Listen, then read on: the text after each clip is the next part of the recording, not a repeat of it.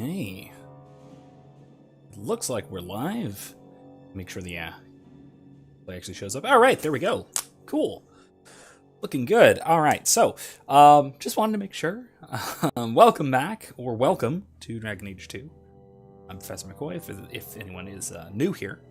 I'm just double checking all of my settings and everything to make sure everything is coming through correctly. If there are any audio or video glitches on your end, please do let me know. I apologize for the crappy lighting. My lamp broke. That's my cat's fault.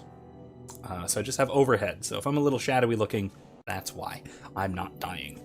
In any case, hopefully this works all just fine.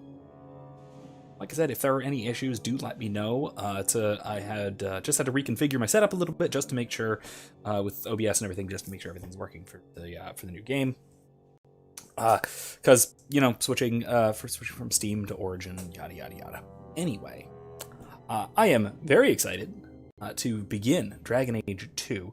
I'll begin. First of all, I'll just mention off the bat. I know a lot of people are sort of down on Dragon Age 2. It's kind of the fan least favorite of the series, as I think I posted somewhere today, maybe it was Discord or something, but I actually really, really like it. I love the style. Just look at how stylized all of this is. It's delightful.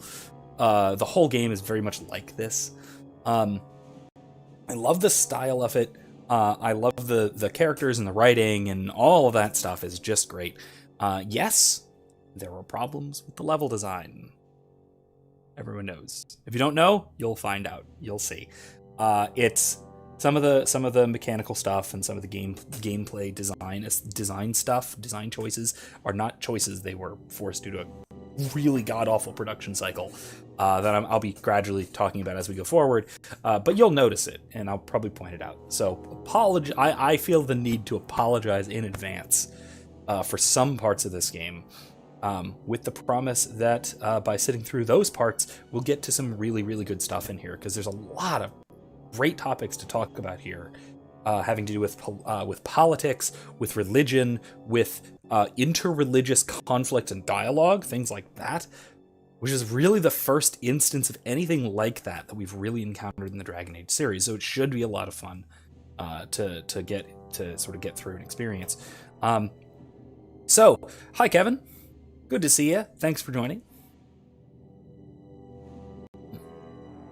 All right. So with all that said, and my apologies for the game that I love and that a lot of people don't love out of the way, I need a napkin, who knows? But anyway, let's get into it. Okay, so let me make sure I know how to do this right. So, again, another apology in advance. Another game design aspects.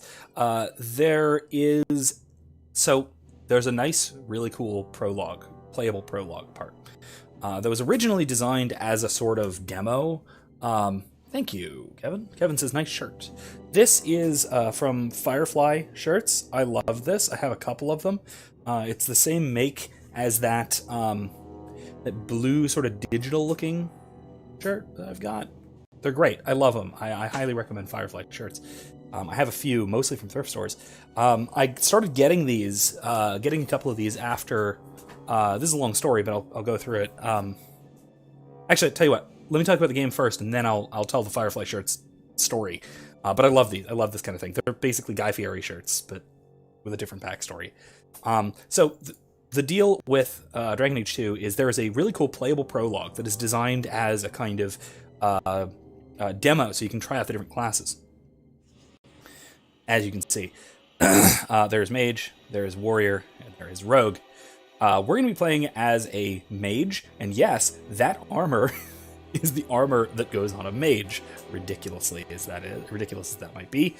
In any case, we are going to be playing as a mage. But there's a playable prologue, and then you create your character, you customize everything, and then you import stuff from Dragon Age Origins, which might take some time. I don't know.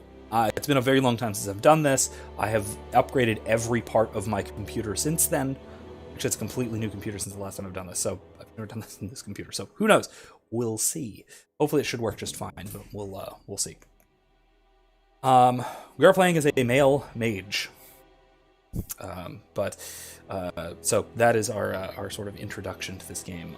So unfortunately, it's a little bit some of the importy stuff is a little clunky from especially from streaming in streaming terms. The thing I was going to about the shirts. I used to work at Hallow Scream, which was the Halloween nighttime attraction at Busch Gardens, Tampa, for a few years, and the creative director there, Scott Swenson,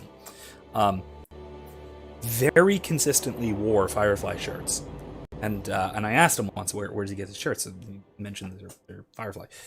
They're great, and I started with this one because I wanted to wear this because I had a day off and I wanted to go to Hallow Scream and attend the thing and actually experience it other than the part that I was working, and I did. They have a no costume policy. But I slipped one under the radar by dressing up as Scott Swenson, and a bunch of the other employees who, especially the ones I saw off shift, like noticed and recognized. That was great. Anyway, not a bunch, a couple. But anyway, and then I just it fits my aesthetic quite well, at least not when I'm in front of the classroom. Not usually when I'm in front of the classroom. So let's start her up.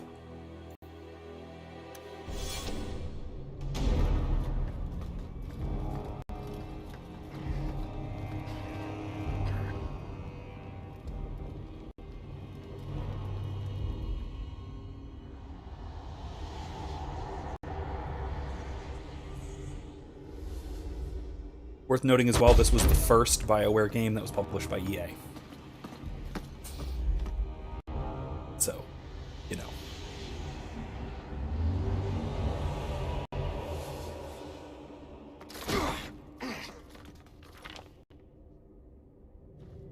I've had gentler invitations.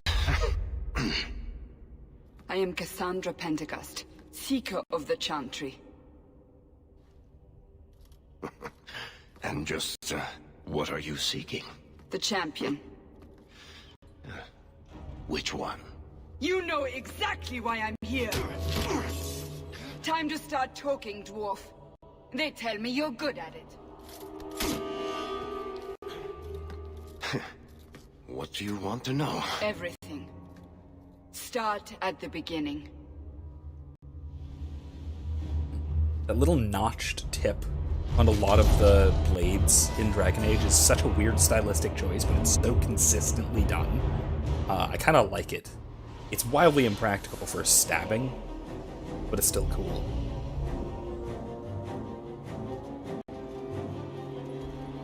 Darkspawn. If I recall.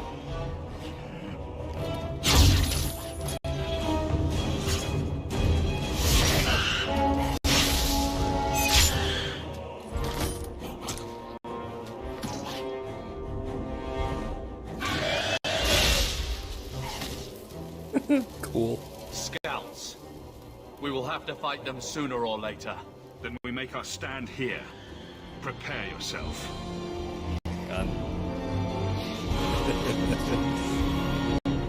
To arms!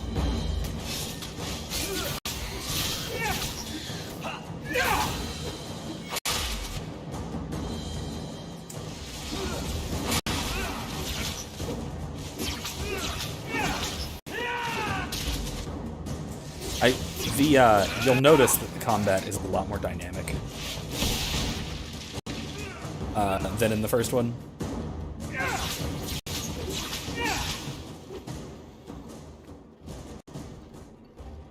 We can't keep this up forever. Way more animated. I like it. I like I said, I really love the style.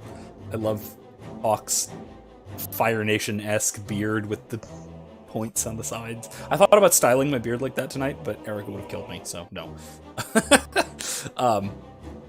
But I it's such a unique art style, and even like the like combat mechanics, I love it. I really love it. Let's be sarcastic. Okay, so also let me explain the dialogue wheel.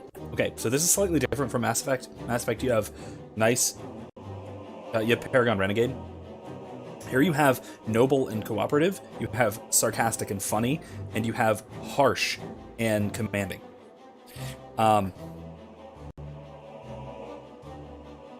Erica agrees that she would have killed me if I'd styled my beard like Hawke. I still love it, and it is the exact beard style that you find in the why I call it the Fire Nation beard is because if you look at anyone from the Fire Nation who has a beard in Avatar: The Last Airbender, and even in they actually mostly carry this through to Korra too.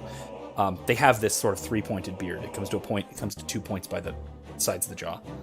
It's neat. It's weird, but like it's so weirdly unique that I kind of love it. It's so distinctive of Hawke, plus the whole like blood smear.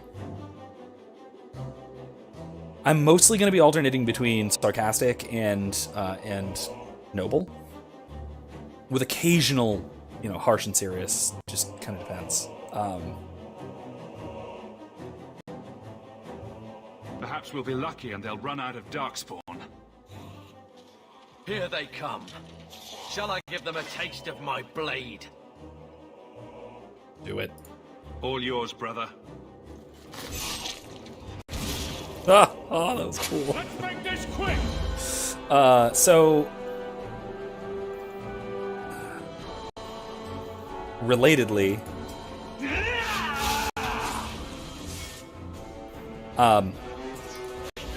I also have to kind of add that...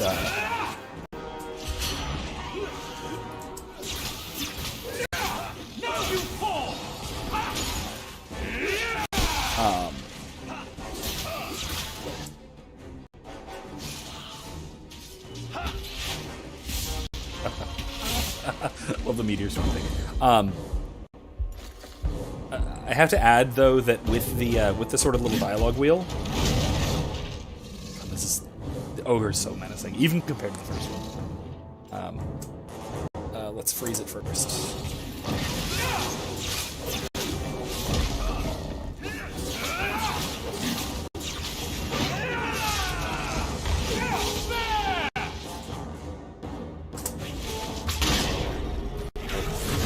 The dialogue wheel doesn't actually, like, say.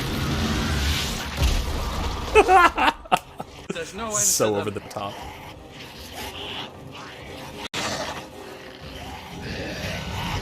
The dialogue wheel doesn't exactly, like, say what Hawke is going to actually say, so you kind of have to judge based on the sort of 3 color options. Took a lot of heat for that. The game took a lot of criticism. Bullshit. That's not what really happened. Does that not match the story you've heard, Seeker? I'm not interested in stories. I came to hear the truth. Well, what makes you think I know the truth? Don't lie to me. You knew him even before he became the champion. Even if I did, I don't know where he is now. Do you have any idea what's at stake here? Let me guess. Your precious chantry's fallen to pieces and put the entire world on the brink of war. And you need the one person who could help you put it back together. The champion was at the heart of it when it all began. If you can't point me to him, tell me everything you know. You aren't worried I'll just make it up as I go? Not at all. You'll need to hear the whole story. God, I love this. So we got unreliable narrator, like hilarious, like obviously acknowledged and suave as all hell unreliable narrator, who we will meet. Don't worry, that's Varric Tethris. That's the guy who narrated the tapestry that we did last time. And we also have the fact that it is told as a story. Sort of gives the excuse for the sort of really stylized elements of the really super dynamic combat and the flashy magic and even the weird animation style. Like, the animation style aged so well.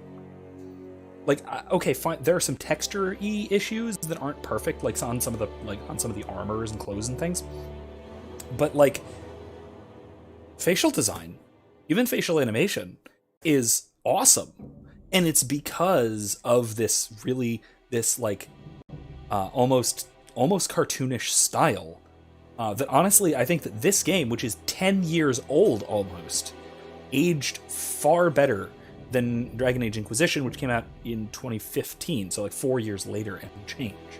This aged a lot better. Let's go with preset. With the... you gotta have the thing. Otherwise it's not Hawke. Look up. Let's make him look noble. Turn left. Distant. Background.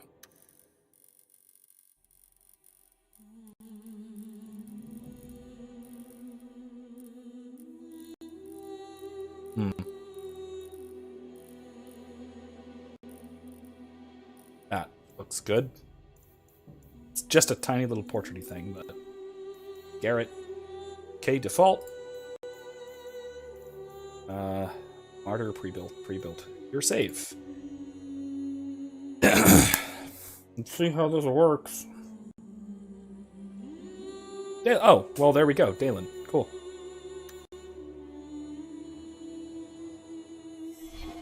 That was easy. Wow. Okay, that was way quicker than I thought. I love it. All right, I'm psyched. That was good. I'm really glad that that was so quick.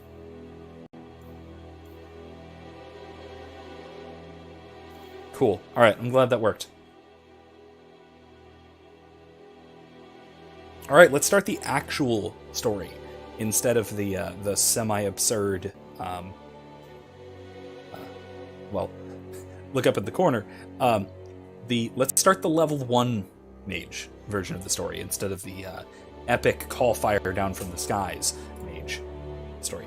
Let's go with normal. Should be fine. If I need to turn it down, I will. Because I do want to be able to actually kind of talk, you know. We'll start with normal. We'll go from there. The Blight had been unleashed on Ferelden.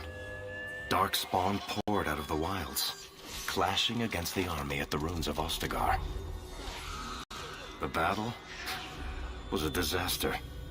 King Cailan died on the field with his men, betrayed by his most trusted general. We remember this. Unopposed, the Horde marched on the village of Lothering. The village burned, and many innocents were slaughtered. The Champion's family barely escaped in time. So we remember Lothering. This was the little town that we went to right after the Battle of Ostagar as the hero Ferelden. As Dalen and crew.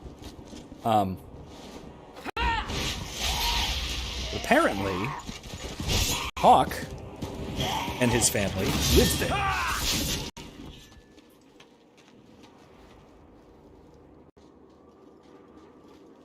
Which is really cool. Especially because he was Dalen's cousin. I think that's all of them. Or second cousin or something. Make us save us. We've lost it all.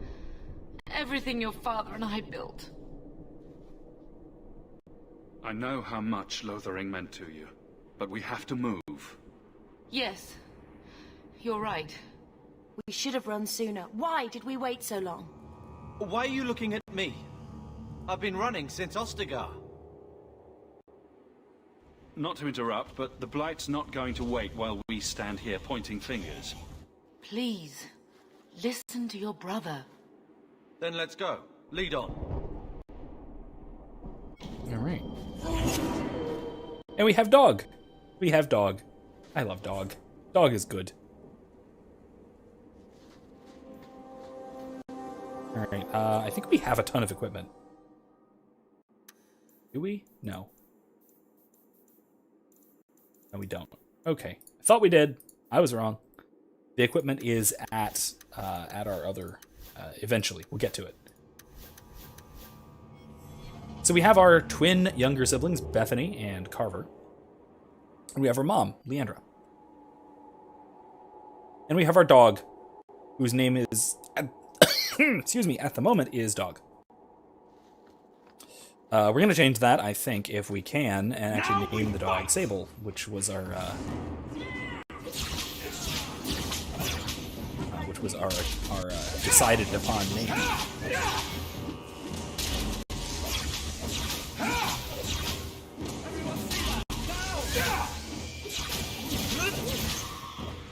We made it. Level.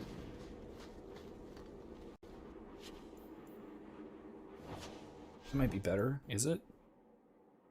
Yeah. Cold damage. Same thing, but cold.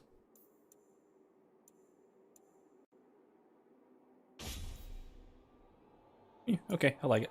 Alright, here. Okay.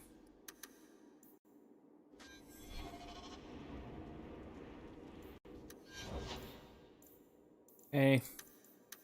Utes. Magic. All the way up. Actually, let's do willpower increases mana, so let's do some. Need some mana pool. Okay, need mana. Alright. Confirm.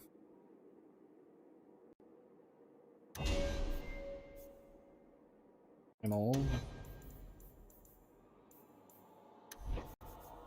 Yeah, no, let's do elemental. Let's do fireball, because we need some area.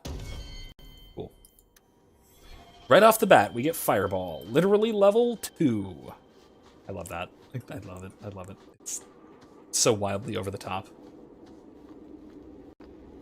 See all those quests appearing over on the side there? Wait, where are we going? Away from the Darkspawn, where else? And then where? We can't just wander aimlessly. Wherever we go, what's important is that we don't separate. We can go to Kirkwall. Well, that wouldn't be my first choice. There's a lot of Templars in Kirkwall, Mother. I know that. But we still have family there. And an estate. Then we need to get to Gwarin and take ship. If we survive that long, I'll just be happy to get out of here. Here we go!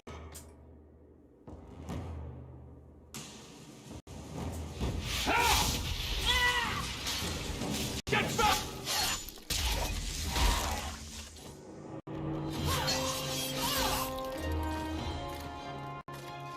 Here comes maybe my favorite character.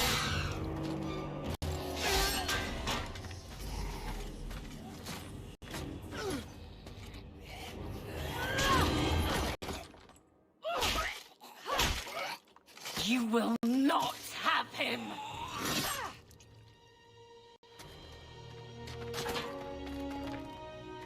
They will not have you.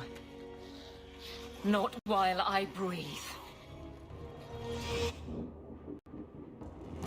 I love her. She might be my favorite.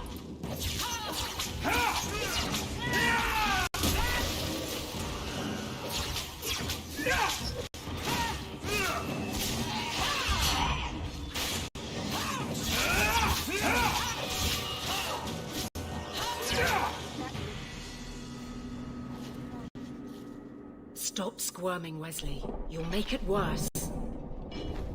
Apostate, keep your distance. Well, the Maker has a sense of humor. Darkspawn and now a Templar. I thought they all abandoned Lothering. The Spawn are clear in their intent, but a mage is always unknown. The Order dictates. Wesley. The Order dictates. Dear, they saved us. The Maker understands. Of course. I am Aveline Valenne. This is my husband, Sir Wesley. We can hate each other when we're safe from the Horde. You're quick to offer your allegiance. Another blade between us and the Darkspawn? Yes, please. So long as the Horde is their first concern. My duty is clear, but that is for another day, if we are granted that opportunity. We will be fine. We all will. I love Aveline. In case that wasn't clear, she might, like I said, she might be my favorite character in this game, possibly in the series. A strange time to be hunting apostates. His fellows left with the Chantry priests. I was traveling to Denerim on business for the Order, but I had to turn south when I heard of Ostagar. Bad luck and judgment brought us together here before the attack. The nice Templar has been convinced to postpone his hunt for illegal mages. So let's not dwell upon it, shall we? Wise girl. For a while, it looked like we were the only ones to escape the Darkspawn. We aren't free of them yet. You didn't see Ostagar. This is just the start. You were there. Yes, I see it now. Third Company, under Captain Varel. Then you saw how the whole of the army was defeated. We fell to betrayal, not the Darkspawn. This arm of the Horde will not have the same advantage.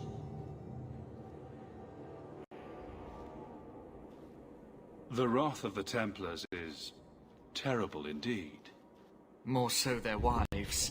But as long as there is a greater danger, you and I have an accord. Thank you, Wesley. For now, we move with you. North is cut off. We barely escaped the main body of the Horde. Then we're trapped. The wilds are to the south, that's no way out. If the options are south or die, I'll take my chances with south. I mean, we know they're not the only ones to escape to the south. I also, if I'm not mistaken, I think that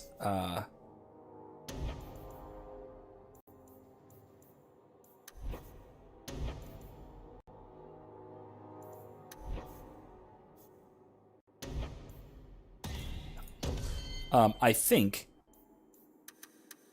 that was it that typically Templars have a not exactly a vow of chastity, but can have a vow of chastity. That's a common oath, if I remember from what Alistair was telling us, that it's common for Templars to take a vow of chastity, but it was very uncommon for them to marry. So this is what seems to be quite the exception of the Templar rule. I love that. Just lead off with a pair of fireballs.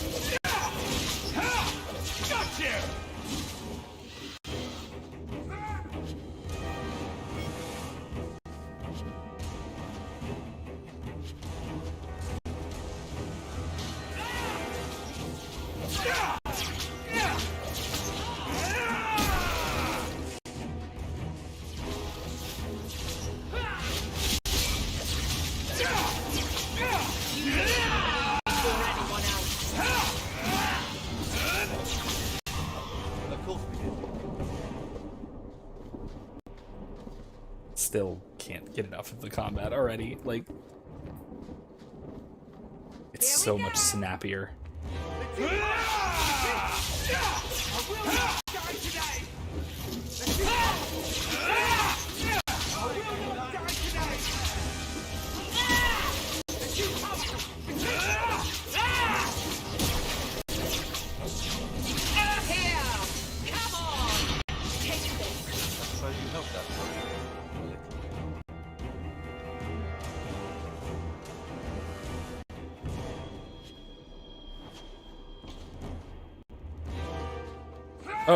Oh no, dog.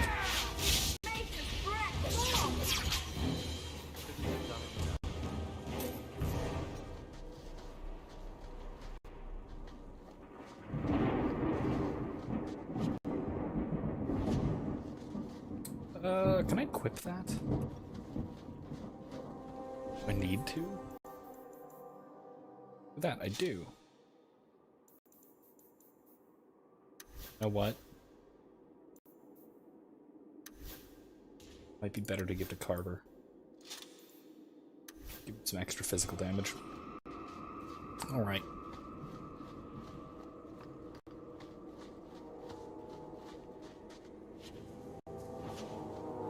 Watch out! I always wanted to try this. Take 2 steps back. Oh, jeez. Okay, that's important.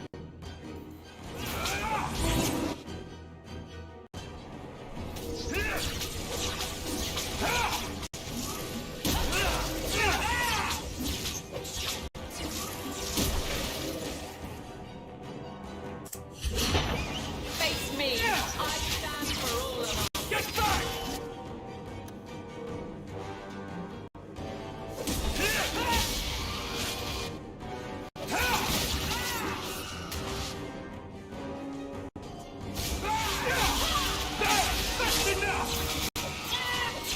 Walk away, but don't get full of yourself. Quickly, before they regroup. We must press towards the wilds.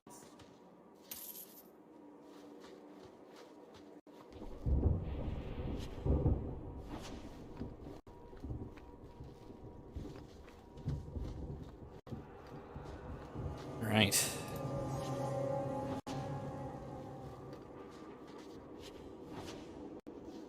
What's this? Ooh, book. Lore about the wilds. We already know a good deal about the wilds from the last game, so we'll wait on that. Not going to happen. I don't have a rogue. I don't think I can do that. I don't think I can do that. Darn. Yeah, no one can do that. Darn. It's fine. Pyromancer?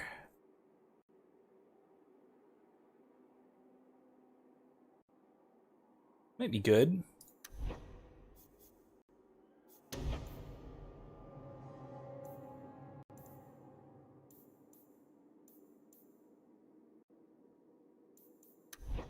No, I need healing magic. I really need healing. Alright. Okay.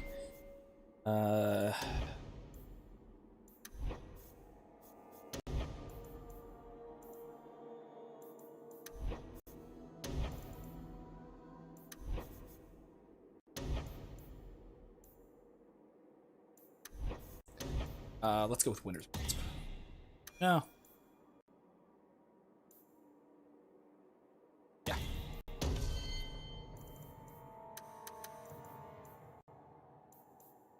Okay.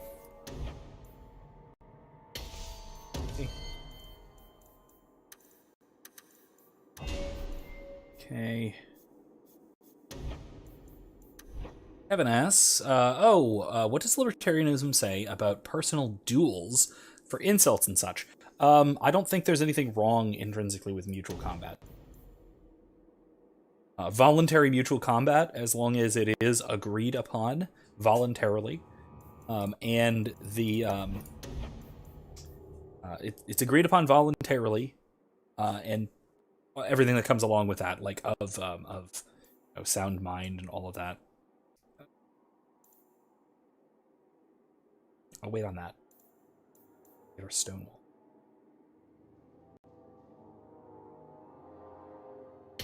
I like that. Aveline's are an amazing tank. But yeah, the short version is mutual combat is no real problem. Again, so long as it's voluntary on the part of both parties, it's roughly agreed upon. I see really no problem with it.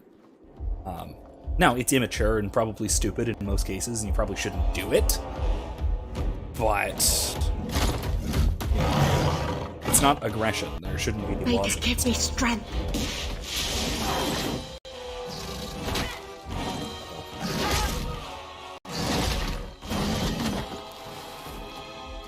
Bethany!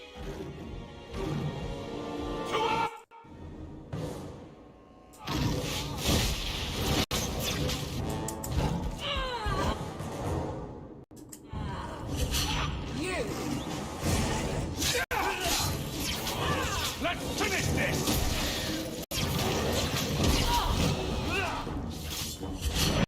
This will be easy! You are not enough!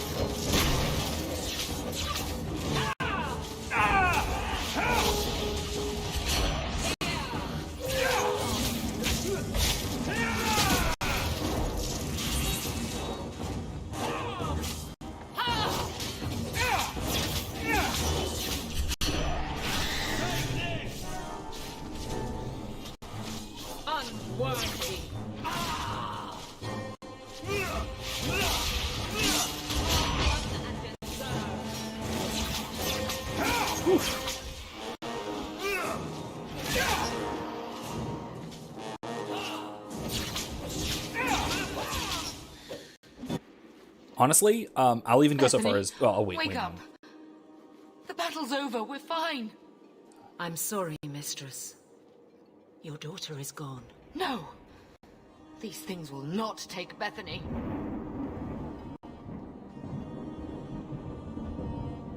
Bethany risked her life to save us. I don't want a hero. I want my daughter. How could you let her charge off like that? Oh, my poor little girl. My sweetheart. If we stand here weeping, the Darkspawn will take the rest of us too. Allow me to commend your daughter's soul to the Maker, mistress. Ashes we were, and ashes we become. Maker, give this young woman a place at your side. Let us take comfort in the peace she has found in eternity. I will never forget you, Bethany.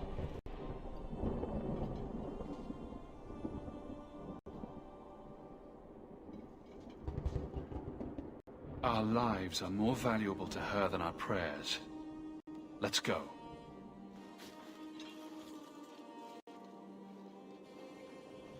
Flames. We're too late.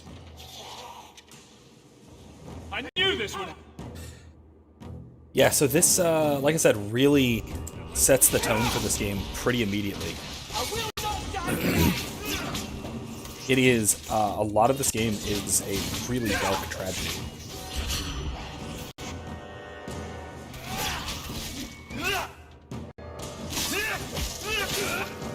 There's no end to them. Man, the writing in that was just so good.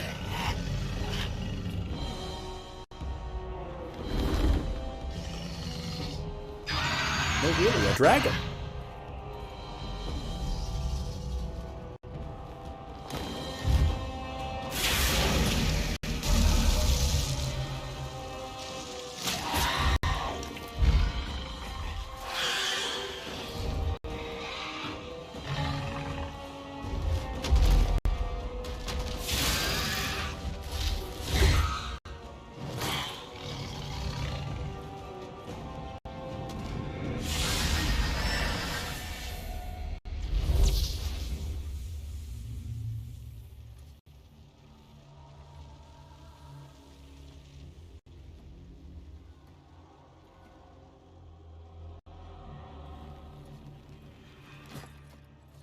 Well, well, what have we here?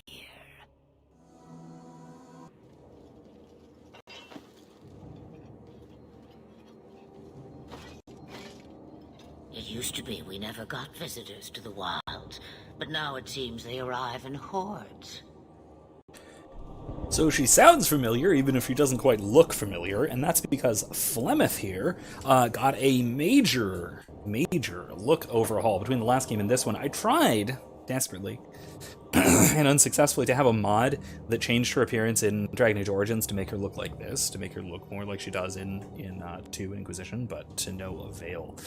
But this is Flemeth. This is Morrigan's mother, so to speak, the Witch of the Wilds. But yeah, this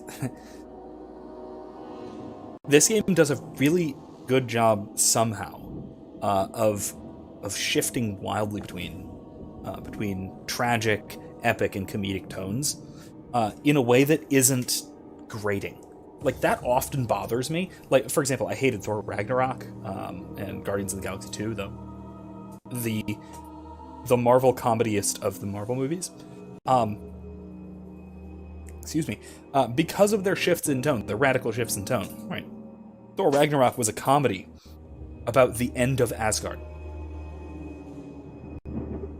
Where, characters that we had grown to love over the course of several films, several years, are just sort of tossed aside and murdered without a second thought. Yeah, no, I didn't like that. But this game actually treats its serious situations very seriously before going on to the next moment, and it actually lets things breathe a little. Before we talk to her, I had one other thing to say about Kevin's question about personal duels for insults and such. I actually think that it's a decent way of solving disputes if no other way can be found. to solve a dispute. It provides a final way of a way of solving a dispute finally, whether it's lethal combat or not. Even if it's just, and put it this way as well, I have no problem with solving legal disputes with a coin toss, so long as both parties agree to it.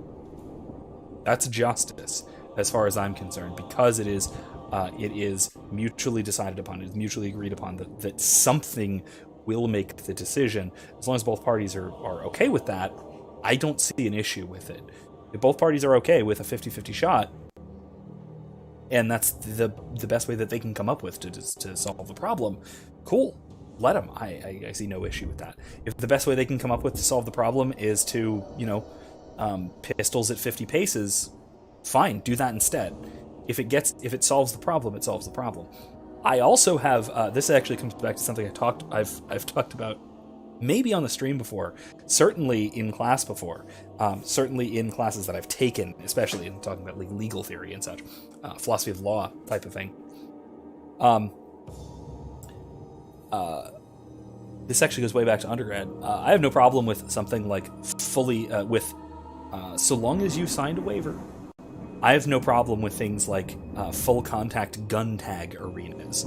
It's like laser tag, but you use live fire bullets.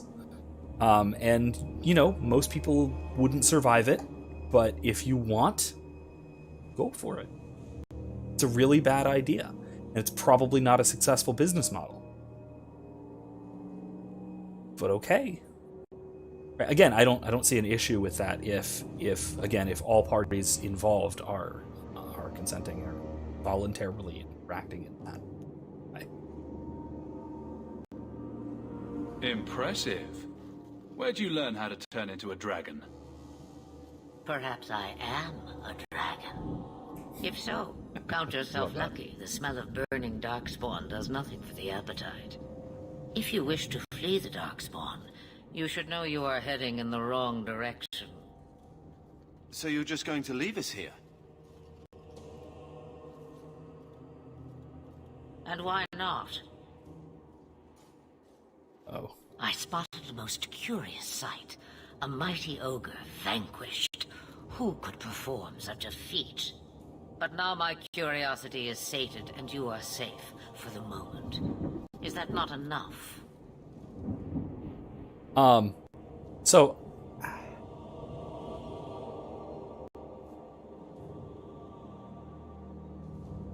keep in mind her headpiece. Because that headpiece in particular has it is a shared iconography.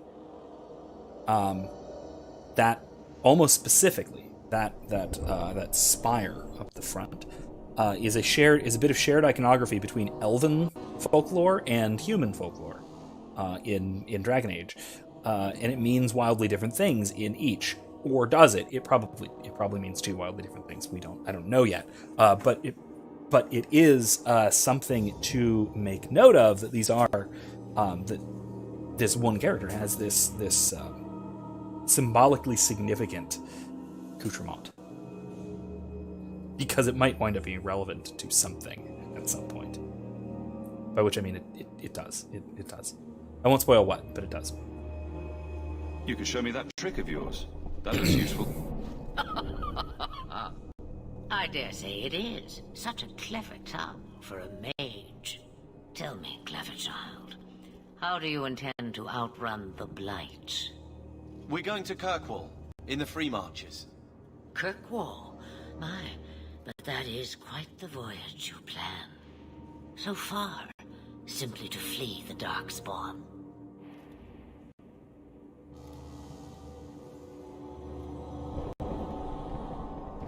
She has a point.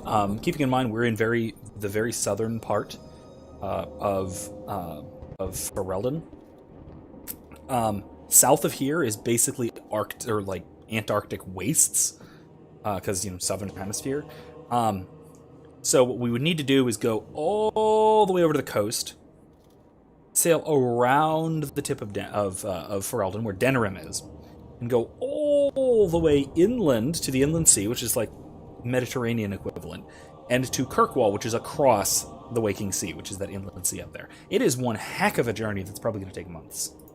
Our home is gone, but I don't imagine you care. I see. Hurtled into the chaos, you fight, and the world will shake before you.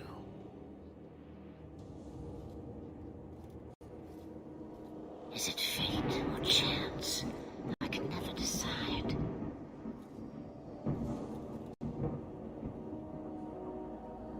Now we see where Morrigan gets. It appears fortune for smiles words. on us both today. I may be able to help you yet. Anything you could do for us would be appreciated. Should we even trust her? We don't even know what she is. I know what she is. The Witch of the Wilds. Some call me that. Also Flemeth, Asha Belinar, an old hag who talks too much. Does it matter? I offer you this. I will get your group past the Horde in exchange for a simple delivery to a place not far out of your way. Would you do this for a Witch of the Wilds?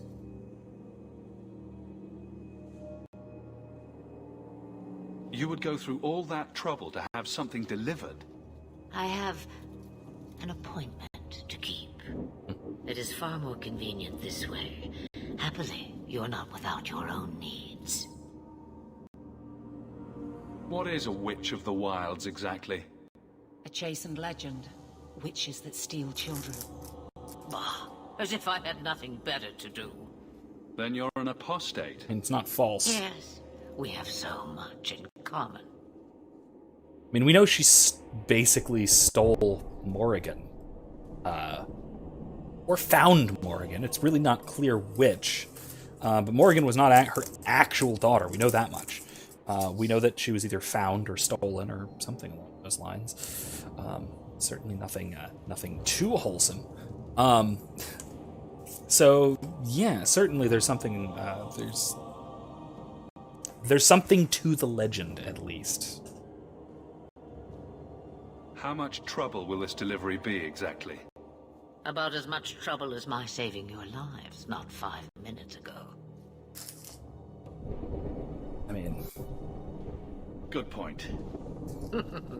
If you knew my daughter, you'd know how seldom I hear that. Should we trust her? Wesley is injured. We'll never escape the Darkspawn. If you need to, leave me behind. No. I said I would drag you out if I had to, and I meant it.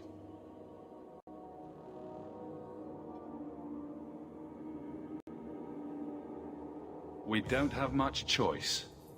We never do. There is a clan of Dalish elves near the city of Kirkwall. Deliver this amulet to their keeper, Marathari. Do as she asks with it, and any debt between us is paid in full. Before I take you anywhere, however, there is another matter.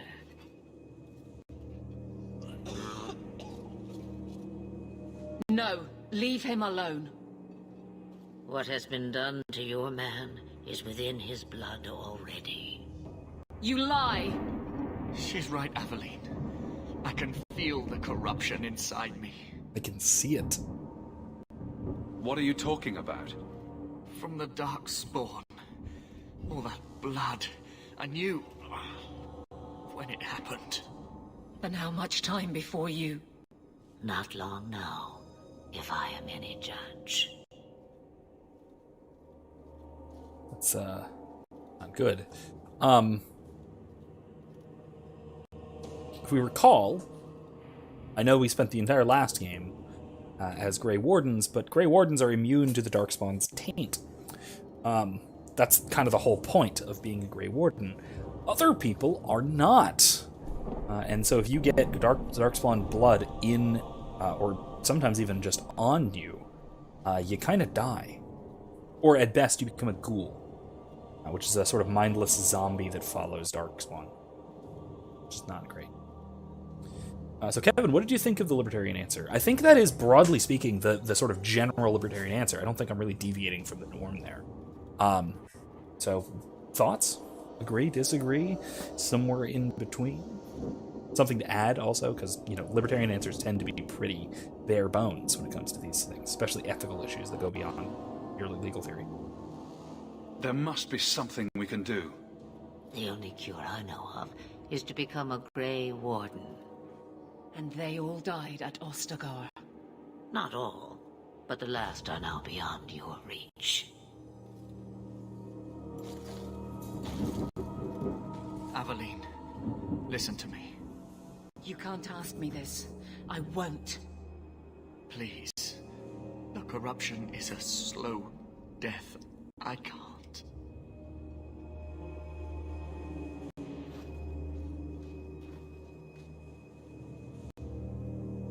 Kevin says, I like it. It's a manly thing. Seldom is the libertarian answer so quickly accepted as manly. I tend to agree. It usually is, but a lot of times libertarians get shit for being namby-pamby about such things.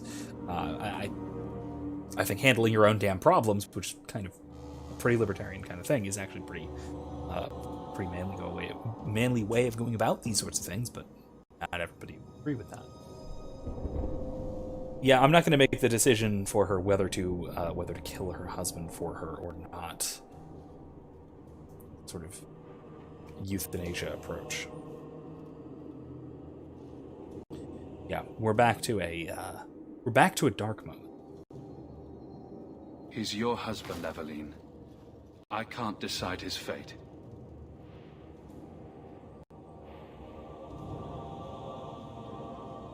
Be strong, my love.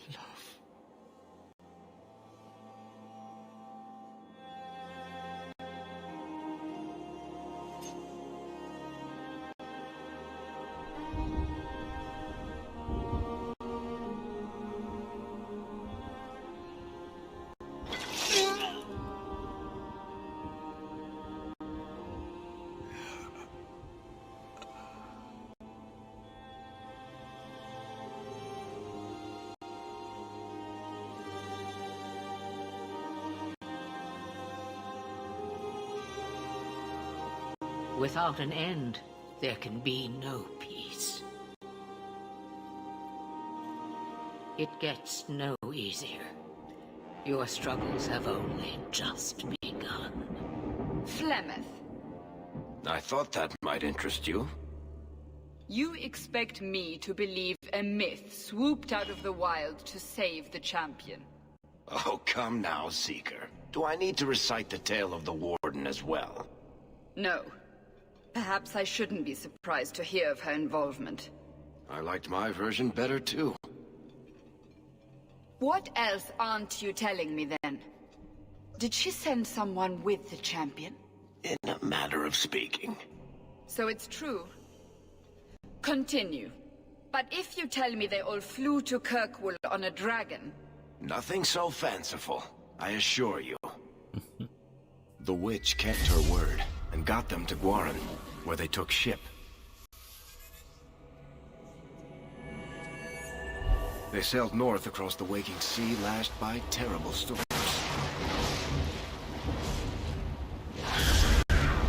2 weeks they spent in that dark hold, packed in with the fearful and the desperate. And then they saw it. Kirkwall, the city of chains. Long ago it was part of the Imperium, slaves coming from far and wide to work the quarries. Now, it's a free city, but I use the word loosely. Sail through those black cliffs and you'll see what the slaves of old saw. The gallows, welcoming you. That's where their ship landed, with all the rest.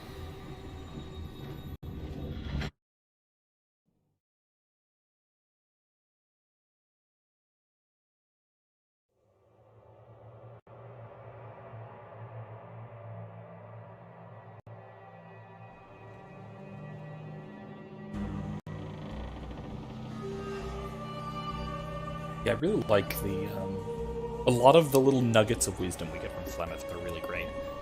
There is no peace until there's finality, or something along those lines. I missed the exact line. Something like that. I think that's right. I mean, it echoes something like we see in Aristotle, right? With respect to virtue or happiness, eudaimonia. Aristotle thought that eudaimonia, true happiness, wasn't possible until someone was dead. Because it was the end of one's life. You had the entirety of one's life to look upon, to say, was my life happy? You can't know that at this moment. You can't know if you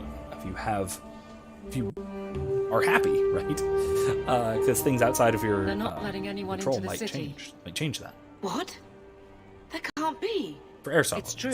Look at them all.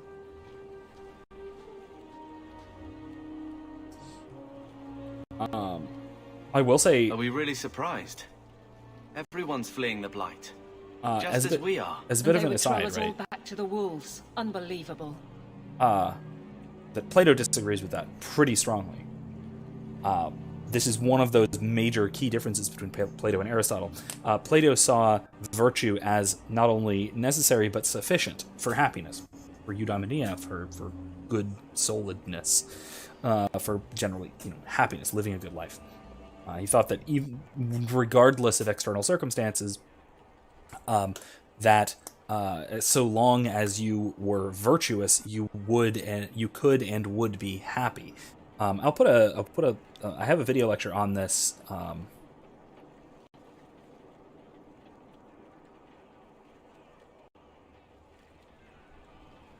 I'll put it in the description. So if you haven't seen it, it's on the Republic, and on a discussion that goes on in Book 2 of the Republic, that I think is really, really worthwhile about this, about whether virtue is really sufficient for happiness. Plato thought it absolutely was. Aristotle thought that was naive, and that there are other things that you need in addition to being virtuous. You need to live in a good society. You need to have good circumstances. You need to have some amount of material well-being to be happy. Plato thought you could be destitute, you could be hated and tortured for your entire life, you could live in an awful city, with an awful family, with awful compatriots and surroundings, and still be perfectly happy if you were perfectly virtuous. I like Plato. I think Plato's kind of right about this. Now, I take something like the Stoic view that additional things, other sort of good things, if you will, and the Aristotelian things that Aristotle would say are necessary for happiness, that these are something like positive indifference, which is what the Stoics would say. I've got a lecture on that as well. Some of their views on what is required for happiness. So check that out too. I'll put that in the description too, after the stream. But both of these views, I think really get it right when they say that virtue is really all that you need. Kevin asks, what would be the Catholic answer to a situation where someone was still alive, but infected with something that would turn them into a ghoul or a zombie? So something that would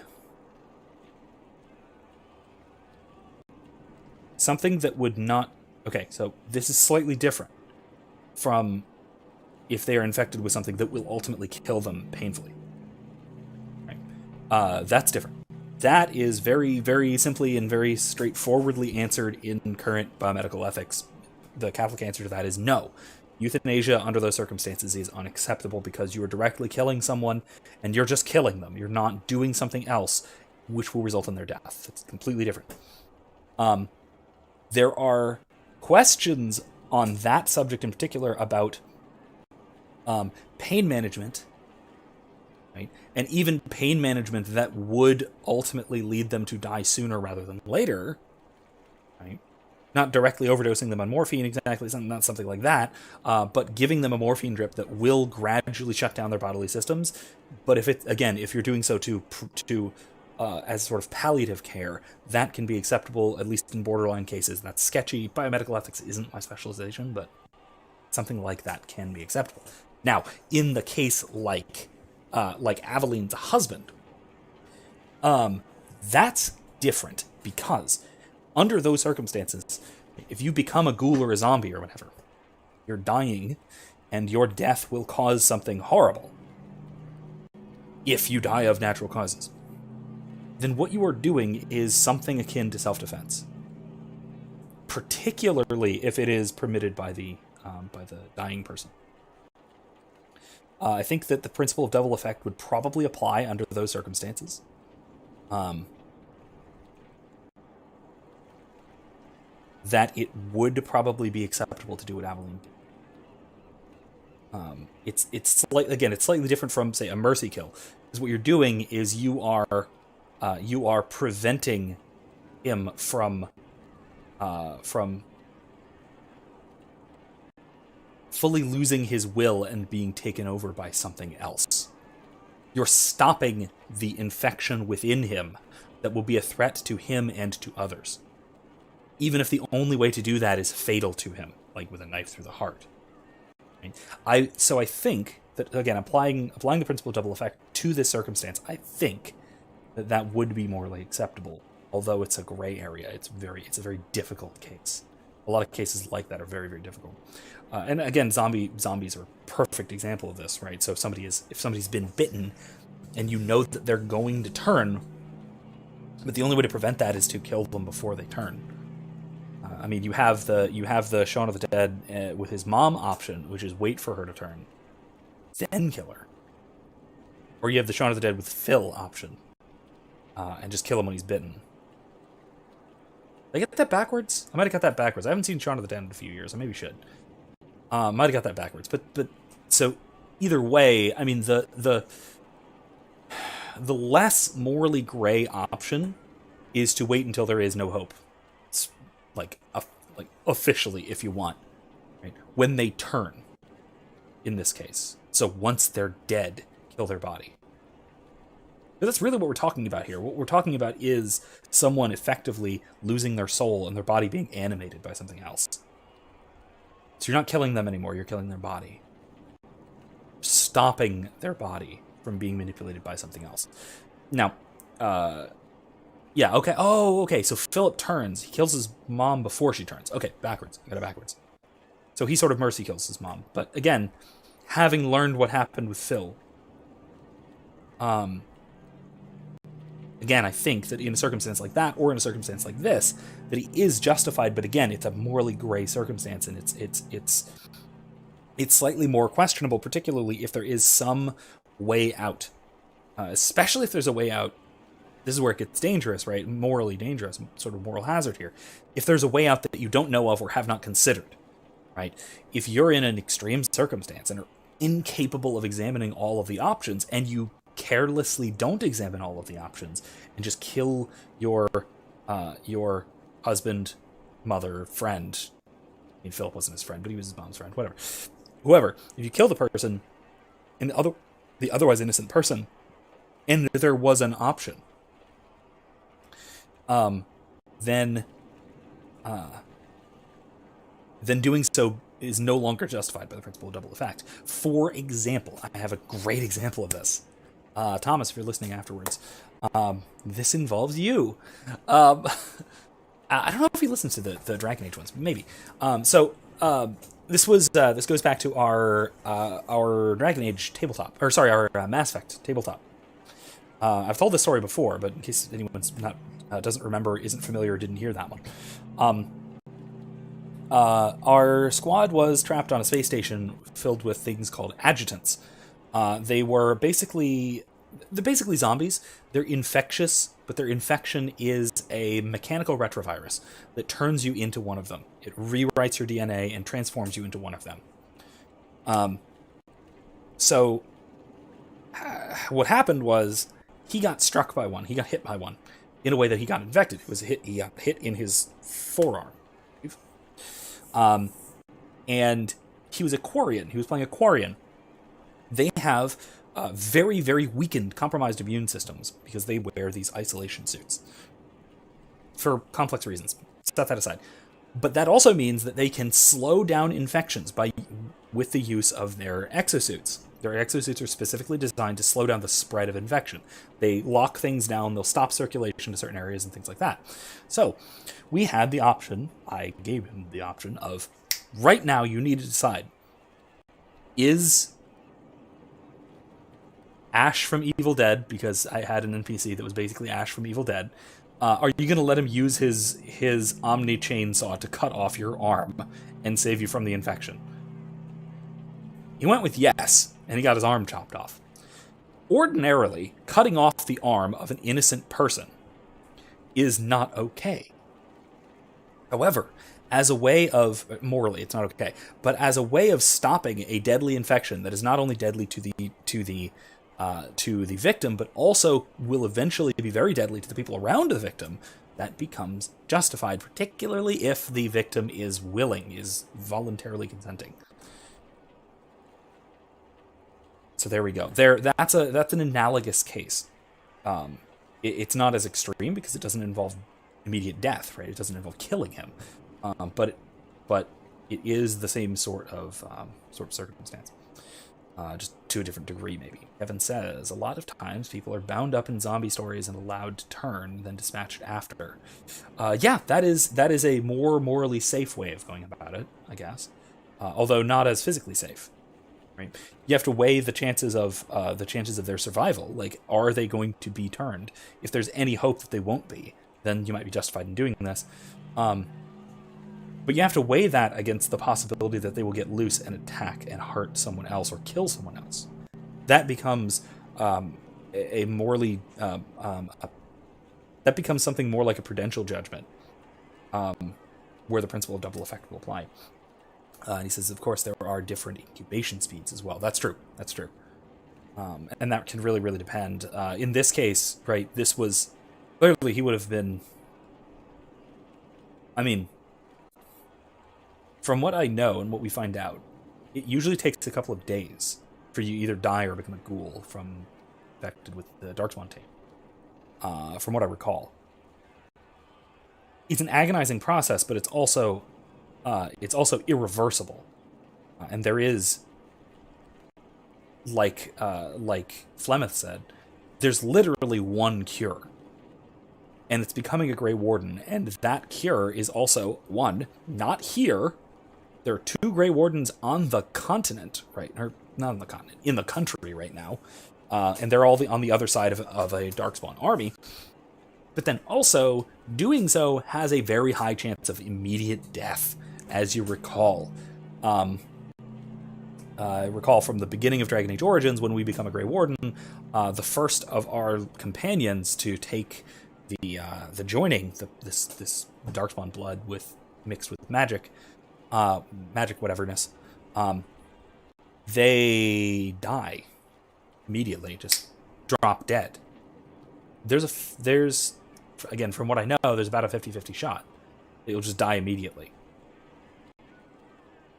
So the only cure has a 50-50 shot of just killing you outright or curing you. If it does cure you, you are now a Grey Warden, so you have a very shortened lifespan. You are probably sterilized, and you have you'll eventually die by succumbing to the taint anyway, going into the deep roads and fighting Darkspawn until you die. That's what it is to be a Grey Warden. So that's the cure. In some cases, the cure, it would be justified to say, no, let me die. And further, to say, no, kill me instead, so that I don't become a ghoul. And because this potential cure is too onerous, this is too burdensome. That's where the ethical question becomes very, very tricky. Whether that's all right or not, whether it would be acceptable, minimally acceptable, to kill somebody if the cure is available, but it is extremely onerous, with a high failure chance, with incredibly detrimental side effects, things like that.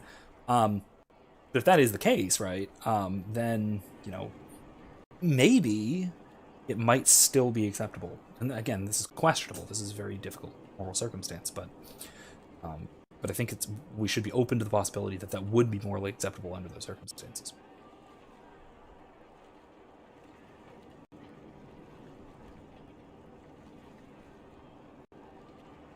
I'm only surprised they let us dock.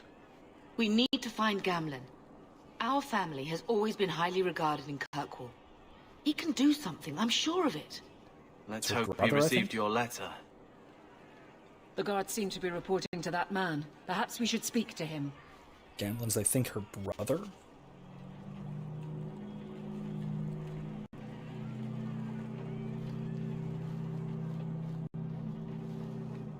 So to further clarify as well, so Dalen, the Grey Warden mage that we played in the previous game, the Origins, is Leandra's sister's son, oldest son. So Leandra has a sister, in addition to her brother, who we meet this game, who lived in Ferelden and had had several children, all of whom were mages and all of whom went to various circles of magi. Who are we supposed to talk to? This guy who's in charge? Get back to the crowd, you lot. Trying to bully your way through won't get you into Kirkwall any faster. But you do intend to let us in. We have enough poor of our own in the free marches. We don't need you refugees piling up here like a midden's heap. I heard someone call this fortress the Gallows. Is it a prison? Used to be. Back in the Imperial days. They kept slaves here until the rebellion. Now the Templars run it, and use it to lock up their mages. Guess not much has changed. Are mages imprisoned here? Well, no more than anywhere else. It's a circle of magi now. Magic is to serve man, not rule him. And mages are better locked up where they don't hurt anyone. Quick Hawke, hide your staff. So, a couple things here. First of all, we are now introduced to one of the major conflicts of this game, the mages versus the Templars. This is, like I said, one of the major conflicts of this game that gets carried through to Inquisition. It's also worth noting that Hawke is a mage, and he's very publicly an apostate mage in a city filled with Templars, many of whom are positively rabid about imprisoning mages, apostate mages, and even circle mages at some points. It's funny to me. It's kind of a little bit of ludonarrative dissonance that Hawke doesn't get sort of locked away for being an apostate mage, but by the time it's really public, he also very clearly is in a very powerful position politically, because he's by then the champion of Kirkwall, which for reasons we'll get into. So that's a very interesting conflict going forward, and this really examines the sort of oppressed state that mages are in the Dragon Age world, and why. Because it is for sort of understandable reasons in some sense, but also for a very peculiar and disputed interpretation of a passage of the Chant of Light, so of the major religious text of the Chantry. Magic is to serve man, not rule him. This is a disputed interpretation, is that mages are to serve, or mages are to be restrained from rulership, things like that. This is a hotly contested interpretation of that passage, and that there are some Chantry people, some Chantry officials, who don't take the majority view. I would even point to Tevinter, that the Tevinter Chantry not only does not take the majority view, they take the opposite view. Magic is to serve man, not rule him. What this means is that magic is to serve mages. It is not that mages should allow magic to take themselves over, but that magic is a tool to be used. That's how the Tevinter Imperium see magic and interpret that passage. Evan says, I think I'm getting a very subtle inference that's legging me. I'll get an intermittent blip, like skipping CD, and that's odd. That is very odd. Not sure why. I'll keep an eye on the connection to make sure there's no problems. Let me know. German Ace, hello. Good to see you. Thanks for joining. Why aren't we being allowed into the city? If it were up to me, I'd bar the gates and let you find somewhere else to beg. But it's not. Some of you lot might have legitimate business in the city. So Knight Commander Meredith wants us to sort you all out. Most of you are getting right back on your ships, though. That's a Templar title. Why would a city guardsman answer to the Templars? We don't answer to her, but she's the power in Kirkwall. Don't know what would happen if the Viscount went against something she wanted, but he's sure never taken that chance. So yeah, not only a city that is fairly hostile to apostate mages, but one that is practically ruled by a very power-hungry Templar. Cool. All the better. There must be someone in charge I can speak with. Yes, always the same story. You want in, talk to Captain Ewald. I'm just here to keep you refuse from climbing the walls. Okay.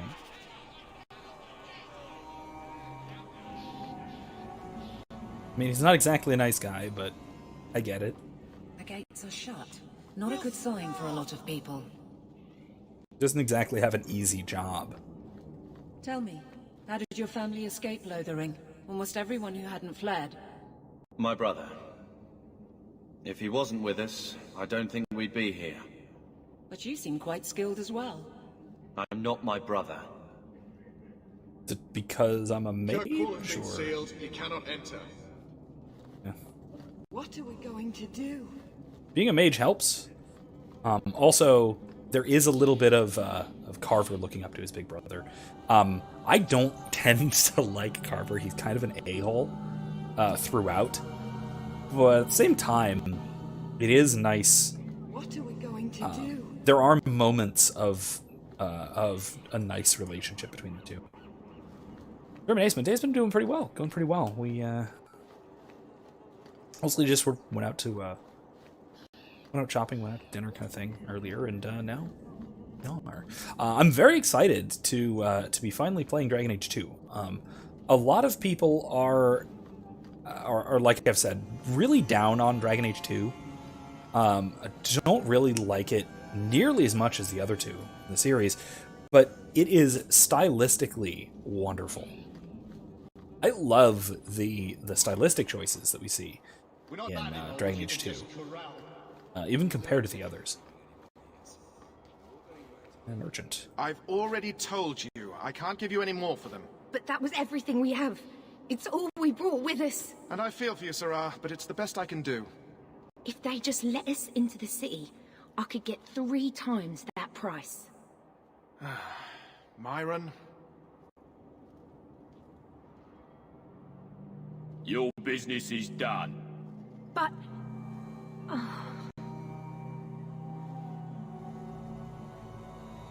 Germany says, hold on, I switch cats as my alt. What can I do for you, Sarah?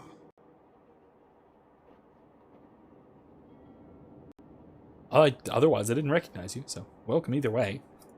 She didn't seem very happy with the deal you made. What am I supposed to do? Buy every piece of furniture these people dragged with them? You mean people like us? Of course. My apologies. My point is that I'm running a business, not a charitable order. I'm sorry.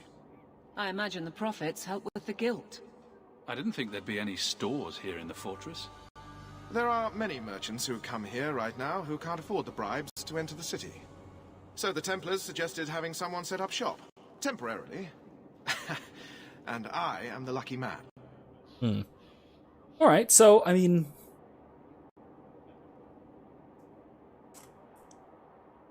This opens up the kettle of worms surrounding things like price gouging. Right? where somebody will go to an area usually affected by natural disaster and charge exorbitant prices for mundane goods. However, they're providing a service for people that otherwise could not be provided. In this case, something similar is going on, right?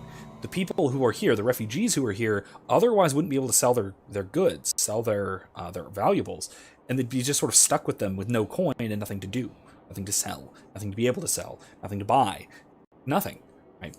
So he is providing a service. However, the disaster is not natural. The disaster in this case is caused directly by the government of Kirkwall, the Viscount and the Templars and the Guards. If they were not preventing people from getting into the city, even to come in, trade, and go, and profit everyone involved, then this role would be unnecessary, and people would all, both inside and outside the city, be better off. And yet, the people inside the city are being insular about it. They are keeping the sort of waves of refugees out because of a fear of sort of being overrun, which, admittedly, if they are fleeing such a terrible disaster as the Blight, is understandable, albeit ultimately foolhardy. You mean you paid your own bribes to be here? If they allowed everyone to set up shop, this place would turn into a bazaar. Sadly, there's only so much I can do for those Fereldans. Poor sods. I'm sure you're very broken up over it. I meant you. Folks like yourself. I don't need anything. As you wish, Sirrah. So, yeah, like I said, he has a point.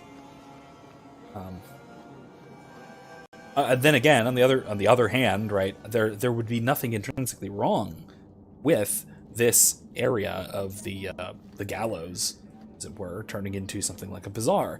There are a lot of people here who want to trade, who would voluntarily be trading and enriching both themselves and the city. Hi, Leandra. We need to find your uncle. With any luck, he's received my letter. We're heroes. Deserted. It doesn't matter.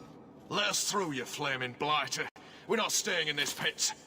Then get back on your ship and leave. Kirkwall has no more room for refugees. The ship's already gone. We've paid good coin to get here. You and half of Ferelden. There's nothing I can do. The city is full. One of the guards said you were letting in people who have business in the city. That's right. We've seen you let lots of people through. Citizens and merchants that make it worth our while. I'll assume that you don't have any more coin than these gentlemen. We've been letting you Fereldans in for months. You're too late. There's no more room. Ooh. But we've got family here. I've heard claims like that 1,000 times already, trust me. We'll find some ships to take you all back to Ferelden, eventually. Until then, you stay here.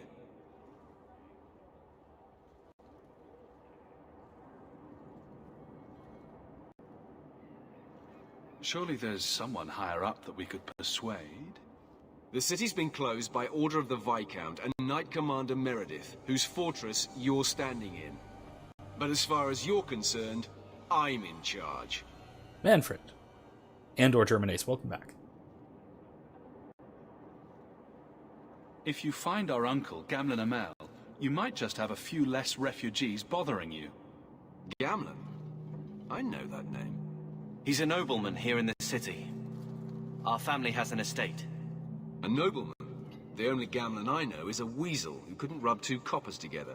Uh-oh. He comes back, I'll bring you to him. But I don't have time to... What? You're gonna let them through? I didn't say anything about... We've been here for 4 days. They just got here. That's it. We're carving our way out of here. Men? Yay! This is gonna be fun.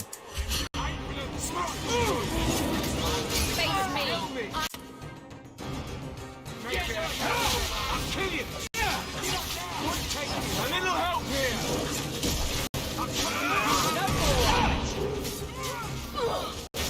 Take this!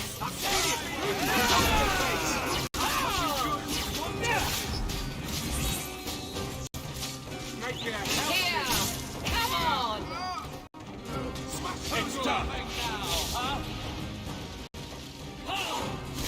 Go for the face!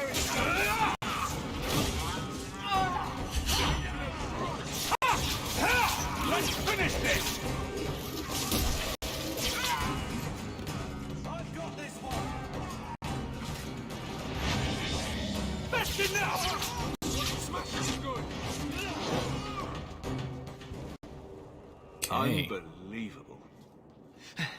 Captain, are you all right? I am, no thanks to you. Where is everyone? Go find them. I want this kept under control. You have my thanks. Look, I can't get you into the city. It's not my decision. But I'll find your uncle and bring him here. Yeah, Manfred, absolutely right. Manfred says, the one thing I notice is the armor is very fantasy, but it's probably a fantasy-based game. Yeah, definitely with the magic. Yes, very much so. It's very stylized. It's been 3 days. Some of it is decently I'm sure it won't be much longer. realistic in terms of being Gamble must effective. still be Certainly looking not for historical, us. though. And if he's not? Don't look now, but I think that's our man.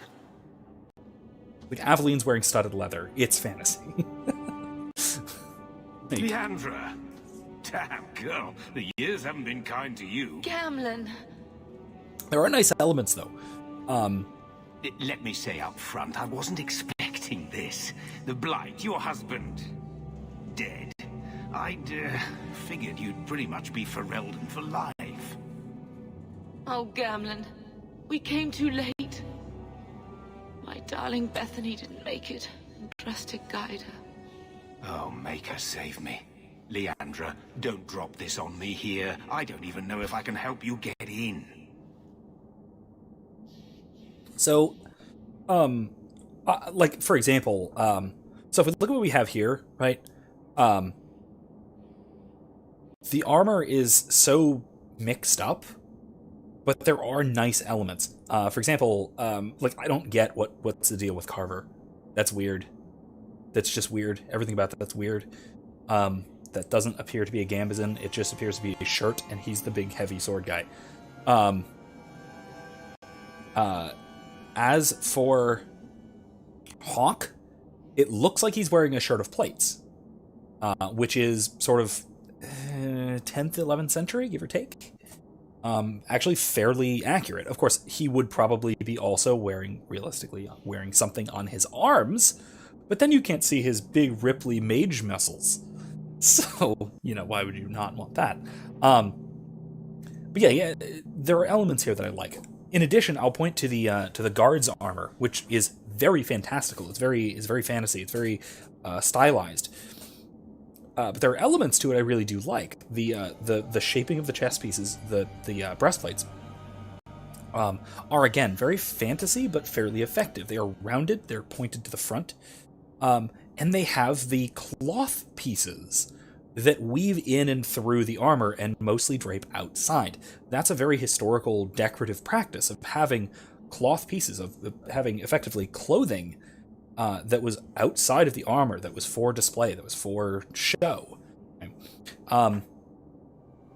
Especially in the High Middle Ages, when plate mail became more common, you would have things like painted armor. You'd have things like exterior cloth, like tabards, like banners, and like heraldry and things like that. So it certainly has its own specific aesthetic style, but some of it is reasonable. Some of it's wildly unreasonable. Like, look at Carver's sword. You don't get a good look at it here, but it is that wide, literally this wide hilt. So unless that thing is razor thin, that probably weighs 2 or 3 times as much as a proper sword. That size would probably be still qualify as a long sword, not even a great sword. But it would weigh more than a great sword.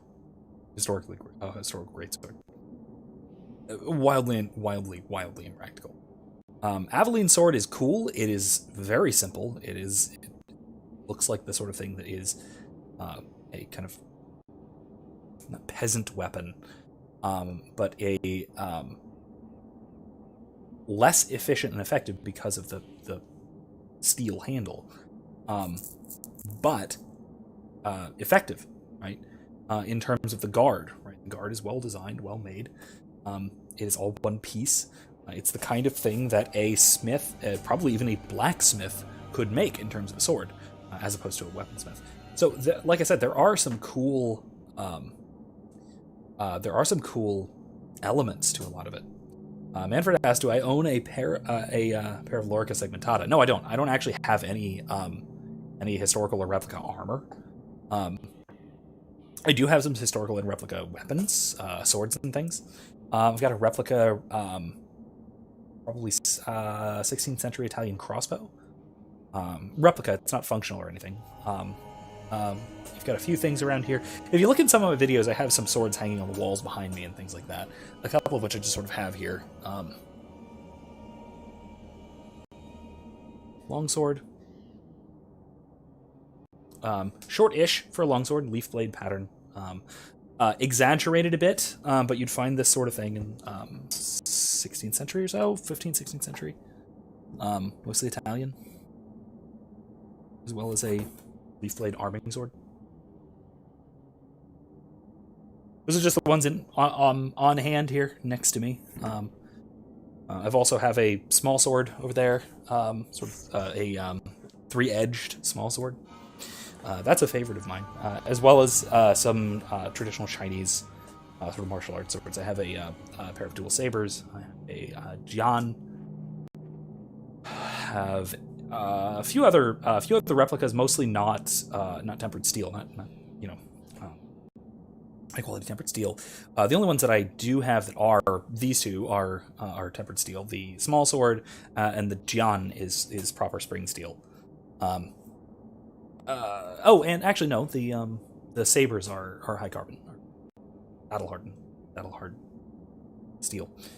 I have some others that are decorative wall hangers type stuff. Do I have a gladius? I'm having trouble finding a decent quality one. I do not, but I know of a few places that do make good quality gladiuses. After the stream, check the description, and I'll put a link if I can find a good one. I know of a couple of online sellers that do have very high quality proper gladiuses. Because I've looked into it. I studied Roman history quite a bit as an undergrad. My second major, obviously my primary specialization is philosophy, but my second major was in history, and my undergraduate focus was entirely on Rome, mostly imperial Rome. So I studied the period where they were moving away from the gladius towards the what was it called? Spatha. No, the Spatha is the Greek one, right? Is it? Is it the Spatha? The slightly longer and thinner one that still has the sort of triangular tip that you'd find in gladius, earlier gladius. In any case, check the description after the stream. I'll see what I can find. Otherwise, link for the Discord is in there, is in the description as well. If you'd like to join there and ask me there, I can probably find something that I've heard good things about at the very least. If not, if it doesn't suit your price point or quality up to the standard you want, apologize in advance, but at least worth a shot, worth looking at. Somebody else might know as well in the Discord. I have a few history enthusiasts in there who might be able to point you in the right direction.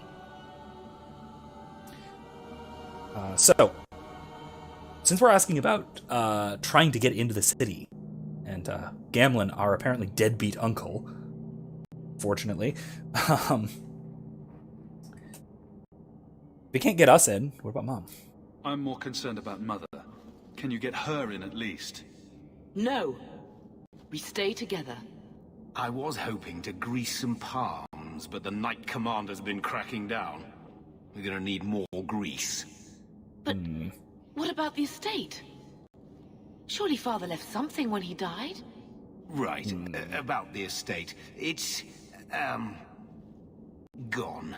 To settle a debt. I've been meaning to write you. Then there's no hope. Not quite. I know some people who might help. If you're not too delicate about the company you keep. This is so sketchy. Love it. Manfred says, I collect a few swords, but mostly uniforms and aviation gear. Very cool. I will say, any historical period that has aviation is kind of outside of my academic expertise. Like I said, most of my undergraduate career is in my history studies. I mostly studied Imperial Rome. So like the 1st century BC through the 5th or 6th century AD, give or take, was a lot of my focus.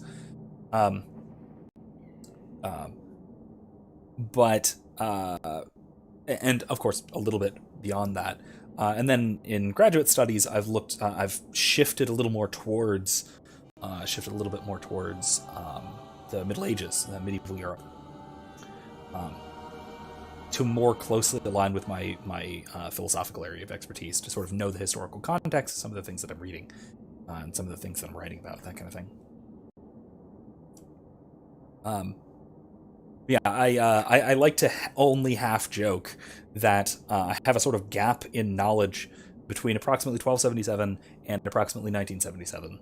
I know in 1277 there was a series of condemnations by the Bishop of Paris against several Aristotelian theses that were defended by people following St. Thomas Aquinas, but going too far. And in 1977, the first Star Wars movie came out. Between those two things, I know some things happened, probably some important things, but it's not really stuff I know about too well. I think my dad was born. Probably important. Mother said our family was wealthy. You really can't help us. I am blighted helping. I've got 2 offers of work from people who've got the coin to open those gates. My mom, too, for what it's I worth. still can't believe you sold the estate.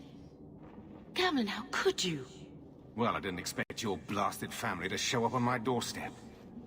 I've got a nice place in Lowtown. You'll see, it'll all work out. A nice place in Lowtown. That doesn't sound nice. Kevin says, I've been listening to Marcus Aurelius before bed lately. Good time to listen to Marcus Aurelius. It's a good thing to ponder while sort of drifting off. I love the Meditations. I love Stoicism in general. I think that the Meditations does a lot of his pithy little statements are really quite brilliant and incredibly practical, especially even considering that he was an emperor, are incredibly practical to sort of day-to-day living. Manfred says, I honestly don't believe the myth that Romulus and Remus were raised by wolves. I probably don't either. Like, literally speaking, I probably don't either. But again, its mythological significance is still there, right? Is that sort of, especially if you sort of combine it with the Aeneid, the story of Aeneas, right? Because there are sort of two parallel myths, founding myths of the city of Rome. You have this story of Aeneas, and you have the story of Romulus and Remus, and people in the ancient world never really cared that there were two conflicting, or apparently conflicting, histories of how Rome was founded, because they're both mythologically significant, right? The story of Romulus and Remus was a kind of story of how Rome, the city of Rome, which turned into the Republic of Rome, formed out of those who were cast out. Right? Those who were cast out of traditional society around them in the other city-states in Italy, and especially out of Greece. Right? What we have is the outcasts who are products of pure nature, who raise themselves into the realm of man to form a city, right? To form this ideal society, this great society, which would then grow to be what it was by the time that myth really came to prominence. A great republic whose influence stretched, maybe not its military might, but its influence stretched throughout the Mediterranean, which for them was the world. Right? You see the same story in the Aeneid, right? Aeneas was an outcast. He was he was leading the only survivors of Troy, this great civilization, but that were driven out and driven away from civilization by the invading Greeks. They were basically kicked out of everywhere they went in the Aeneid. They were kicked out of Carthage. They were kicked out of Greece. They were kicked out of Sicily, I think. And they eventually settled in this pointless little unknown place, which came to be called Rome. Right? And so what they're doing is they're building themselves into this great civilization, and that's really the founding myth of Rome, right? Which is why the sort of American founders took so much inspiration from Roman jurisprudence, from Roman mythology, and all of that, right? Because it really was the sort of self-made city-state, the self-made city, the self-made republic, self-made man of the ancient world, far more so than Greece. Right? You won't find, with rare exceptions, you usually won't find a myth surrounding the foundation of most Greek city-states. They don't exist. Because the Greek understanding, the particularly Greek understanding of their own history was eternal or cyclical. That Athens was just Athens. Athens was, and forever shall be Athens. It is what it is. It was what it is. It will be what it is, right? And that it will persevere. It has persevered, and it is just Athens. The Greeks had a very stable understanding of civilization. That to grow too much, to expand too much, was to die. And that's why Greek city-states stayed the size of a polis, right? What they did was when they grew too much, they sent people away to colonize, and they split off like a sort of cellular mitosis or palatial mitosis, and would go and spawn a new city-state somewhere else, right? Either elsewhere in Greece, in Asia Minor, and eventually into Italy, and it formed a lot of these city-states that wound up competing with Rome. But Rome was different. Rome was sort of had a different vision of itself than the Greek society that it sort of grew up around and sort of even within. So I think that's one of the more fascinating parts about Rome, and why Rome was so unique in the ancient world compared to a lot of its contemporaries and a lot of its predecessors. Anyway, that got me onto a really big tangent, but I think that the sort of mythological and philosophical and jurisprudential underpinnings of Rome are utterly fascinating to me, and a lot of the sort of civilizational trends in the ancient Mediterranean. I learned a good deal about it, and I sort of constantly learn more about it just because it's so interesting, and it ties in to a lot of the other things that I read and a lot of things that I study philosophically. Because again, I read a lot of Plato and I read a lot of Aristotle to inform my medieval studies, and I read a lot of people like Cicero and Epictetus and Marcus Aurelius, as Kevin suggested as well. And to understand them, you have to understand their cultural context, at least to a significant degree, which is part of why I've studied the history I've studied. Do we need to stay in Kirkwall? Let's go to another city. Like that. This was my home. I can't believe they won't let me come back. Every city on the coast's been hip-deep in Ferelden since the Blight. You could try your luck further inland, I suppose, but it won't be easy. We're not putting Mother through that. We came here. We're staying here.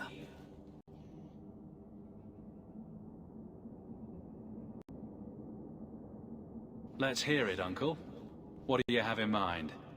I talked to my contacts, and I found some people who might be willing to pay your way into the city. The catch is, you and your brother will have to work off the debt. For a year. A year? It's the best I could do. Trust me when I say a bunch of refugees won't get a better option anywhere else. I'm sure we'll be free and clear before we know it. I managed to convince my contacts to come to the gallows to meet you personally. Mirren heads up the mercenary company, the Red Iron. They're looking for recruits. Fenrir, I guess you might call her a smuggler. Either one of them can help you. All you need to do is find them in the courtyard and convince them you're worth the trouble. Manfred says the late Roman ridge helmet is definitely one of the best looking helmets in history. Yeah, I really like it. I like classical visors on helmets aesthetically far more than medieval ones. Even the ones that have similar functionality, right? So think like the Norman helmet with the nose piece, right? That sits down just like most classical Roman helmets did, and it has the face guard across the nose like most classical Roman helmets did. But the aesthetics are just not as nice as classical Roman or a lot of even classical Greek, like the Spartan helmets of Macedonian Yeah, I really like I like classical armor design aesthetically more than I like medieval. Now, I'll tell you what is a game that does a phenomenal job with historicity of armor design, and that's The Witcher. The whole series, but mostly The Witcher 3, and even more so, especially their heavy armor. The heavy armor in The Witcher 3 is spot on aesthetically to sort of high medieval, early Renaissance plate mail. It has the large rounded chest piece of the breastplate. It has the narrow waist. It has the fold. It has the proper articulations. It has underneath. It has chainmail in the proper places, but usually not throughout. It has a gambeson underneath. So much of the armor design in The Witcher, especially in The Witcher 3, is very, very historical, and I really like it. I really, for mostly that reason. And then in the show, they give him studded leather and make the Nilfgaardians look like penises. So that happened. The weapon design is much better in the show. Actually, if you're interested in like prop work, what's it called? There's a channel that has gone over a lot of the prop weapons from The Witcher, the actual like forged props. And it's very, very cool to look at the design philosophy behind them, because they're historical replica makers. They're classically trained swordsmiths and such. I think it's Todd's Workshop, maybe, is the channel. I'll have to look. But it's very cool to look at like how and why they made the design decisions they did for the weapons, which are actually quite good. The armor, they dropped the ball here and there, compared to the games. But the weapons did a good job on, I will say. The encrusted jewels on the... I take it you mean the ridge helmet. I'd love to own one. Yeah, I also... some of my really... my cooler... One of my neatest finds was at an antique shop at some point. I haven't been able to get these verified yet. I'm looking into it. I should talk to some people. What may be authentic pilum heads. The Roman throne spears. The pilum had a long iron tip, sort of this long or longer. And from what I know about the design fits. And it is incredibly old, but incredibly well preserved. It's very clearly old. It's most of it's there are pieces that are significantly rotted. It's probably very late. But again, I'd like to find somebody to see if they are authentic or if they're more modern replicas. They're certainly not new replicas, because they are proper iron, like the spearheads would have been and all that. But if they are replicas, they're very nice replicas. Very well-made replicas. Not nice in terms of they look nice and shiny, but nice in terms of well-made and accurately made. Something I'm going to have to eventually look into. I keep forgetting. Andrew says, I like how everyone forgot Lorca Hamada. Is that the scale one? I forget which one that is. I forgot it too, apparently. I know it's one of the later ones, but I forget the design. What do you think about this, Carver? What can I say? Better here than nowhere. Fair enough. I'll go talk to the both. Let's find them and see what they have to say. Oh, Gamlen, I don't know about this. It's a lot of coin, Leandra. Don't go expecting our name to carry the kind of weight it used to. And what of me?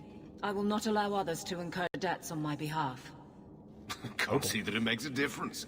You look like a lady who can pull her own weight. Then you'll come with us. I have no real option. Thank you. Yes, Manfred, that's right. That was really the intention between the pilum, behind the pilum. They were disposable projectiles, because the Roman army was fabulously wealthy and they depended on that. So as you said, Manfred says its tip bent on impact, but the enemy couldn't throw them back.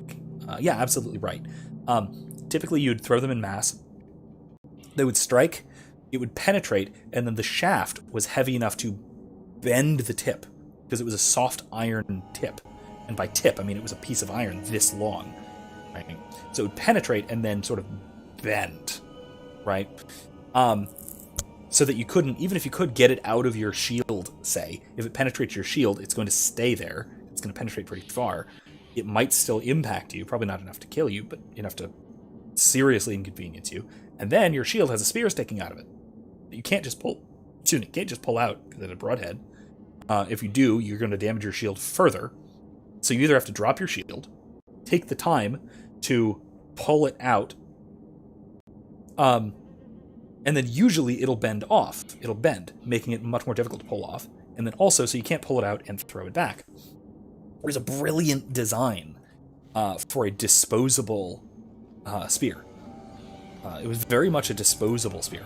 It was meant as ammunition, right, rather than as a weapon, a recoverable weapon, if you will.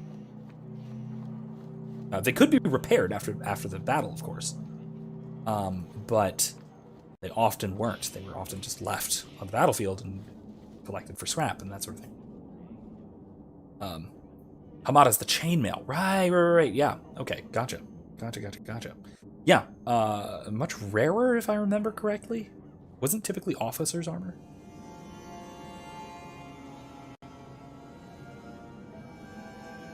I will say I studied less of the military history of late Rome, more of the military history in the early Empire, following Caesar's campaigns and the campaigns of the sort of Caesarian emperors. The later stuff I studied more the political and cultural history, the sort of political machinations of the Severans and things like that. One of my advisors, one of my professors in undergraduate and into graduate school when I was studying in Rome, she primarily studies coinage. She studies ancient coinage as a sort of material culture artifact. To try and things like what was the symbology used on coins, what was it meant to represent, why was that used to represent what? Because coins were a very common and very widespread propaganda outlet especially in the later period of Rome, when you had emperors finally putting their visages on coins, which did not happen before Augustus, if I believe. At least not in the city. Actually, in the city, it didn't happen until much later. Are you a Fenrir? You must be Gamlen's nephew. Interesting. I don't know what he told you about us, but he certainly told us a great deal about you. See, that armor's wildly impractical. Enough to pique our interest. Cool. Provided you can justify your uncle's confidence. It's very cool, but it's wildly impractical.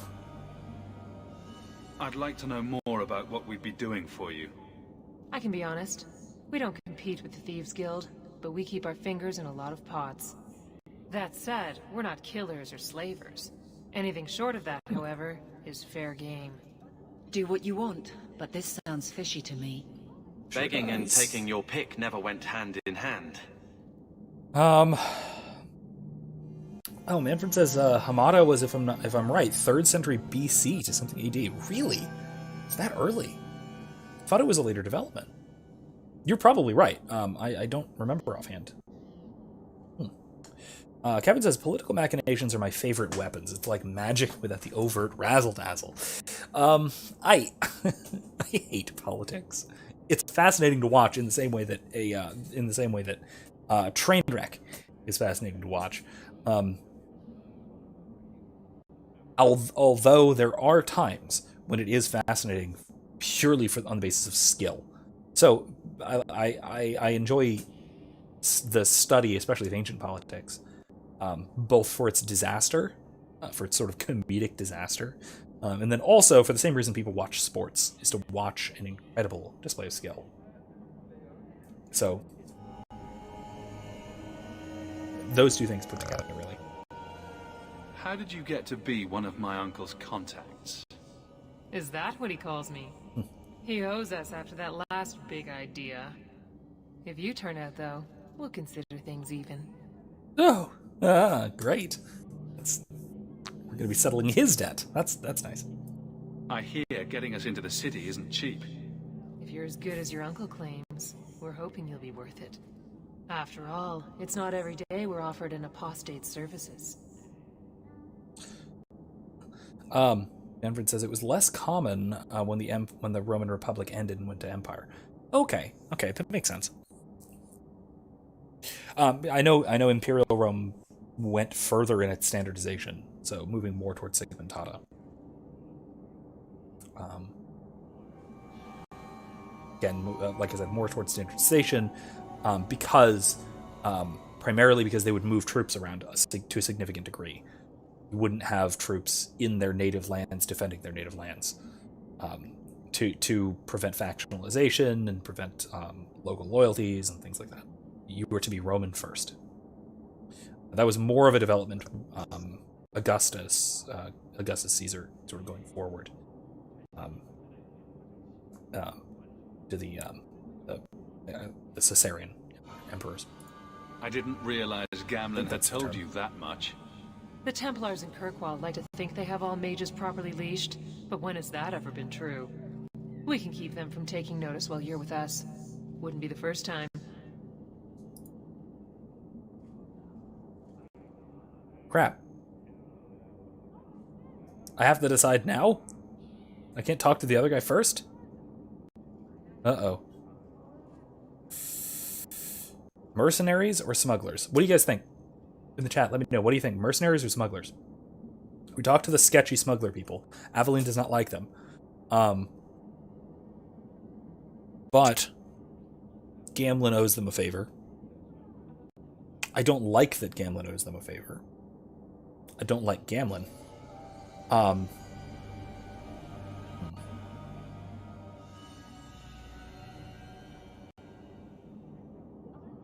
They seem to be a sort of broad fix-it squad, too, more than just smugglers. If it were just smuggling, it wouldn't be too bad.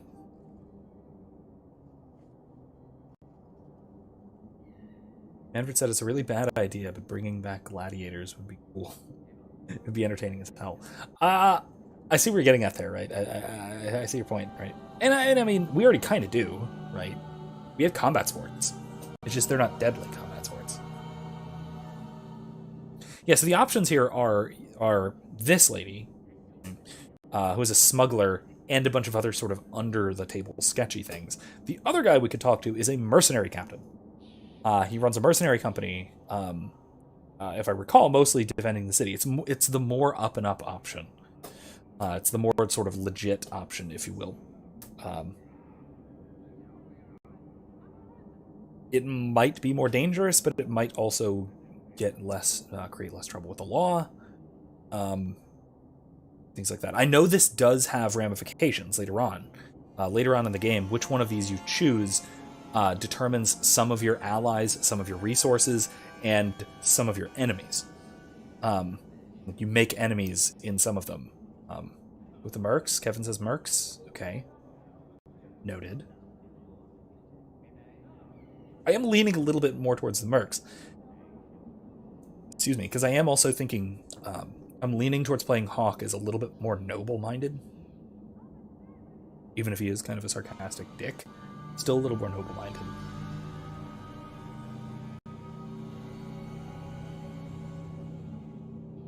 Alright, I'm going to say not interested. I'll find some other way into the city. Suit yourself. I'll be around for a bit. Okay. If you change your mind. That's what I was hoping for. We can come back and say, just kidding, and crawl back to her. That, I know that doesn't actually affect anything. But like I said, it does make a difference which one you choose. So let's hear from Mirren, our mercenary captain. I am, like I said, like you guys are, I'm kind of agreeing with you. I'm leaning more towards the mercenaries. You know what I'm going to do? I'm going to save. Because I haven't yet at all. 2 hours. Huh. So you're Hawke, the nephew. Your uncle talked up a storm about you. He better not be blowing more smoke out his ass. He's real good at that. I'd like to know more about you first. Right. You're not a marcher like your uncle. The Red Iron is well known in these parts. We pick who we work for and keep our noses clean. But anyone screws with us, we mess them up. Makes sense. Makes sense. All I know is if we join the company, I'm going to start talking like that. Oh no. Oh no. That's the last thing we want. My uncle doesn't seem the sort to hang out with mercenaries. He doesn't. Yeah. Gamlen cheated one of my men at a wallop match. You turn out, we'll call it even. Oh goody, he owes both of them. God, he's an a-hole. Hamlin is such a dick. Getting us into the city will take a lot of coin. Did I mention the Red Iron gets paid pretty well? Not to mention your uncle said you were a mage. We're willing to pay for that. Why would he keep saying this? I mean, to be fair, it gets us more money, but still. Kevin says, saving and going through counterfactual scenarios is against the sacred timeline. I am planning a video about Loki. I am officially in the process of planning a video about Loki. It's going to happen. It's going to be heavily edited, so it'll be a little bit. It'll be a week or two. But I am planning one because the last episode didn't make things better. It made things worse. So, a pox on current Marvel sludge. Probably the appropriate term. Another drink if you keep talking about Loki. Jesus.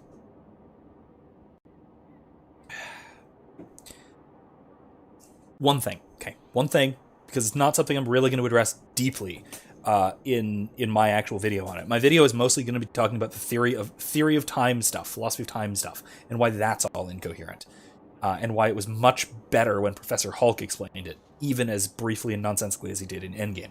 Anyway, the one thing that really peeved me off about it was the conflict between Loki and Sylvie in the final episode. If you haven't seen it, mute. And when I give 2 thumbs up, I'll be done talking about it. Okay, so if you haven't seen it, mute. Last chance. Okay. Or if you don't care about being spoiled, don't bother muting. Anyway, so the dispute between Loki and Sylvie. Got it. So the 2 of them. Okay, so we have Loki on the one hand, whose position is, well, wait a minute. Maybe Kang's right. No. First of all, evil. Second of all, his entire argument is better the devil you know than the devil you don't know. That's it. That's his entire argument, which is nonsensical.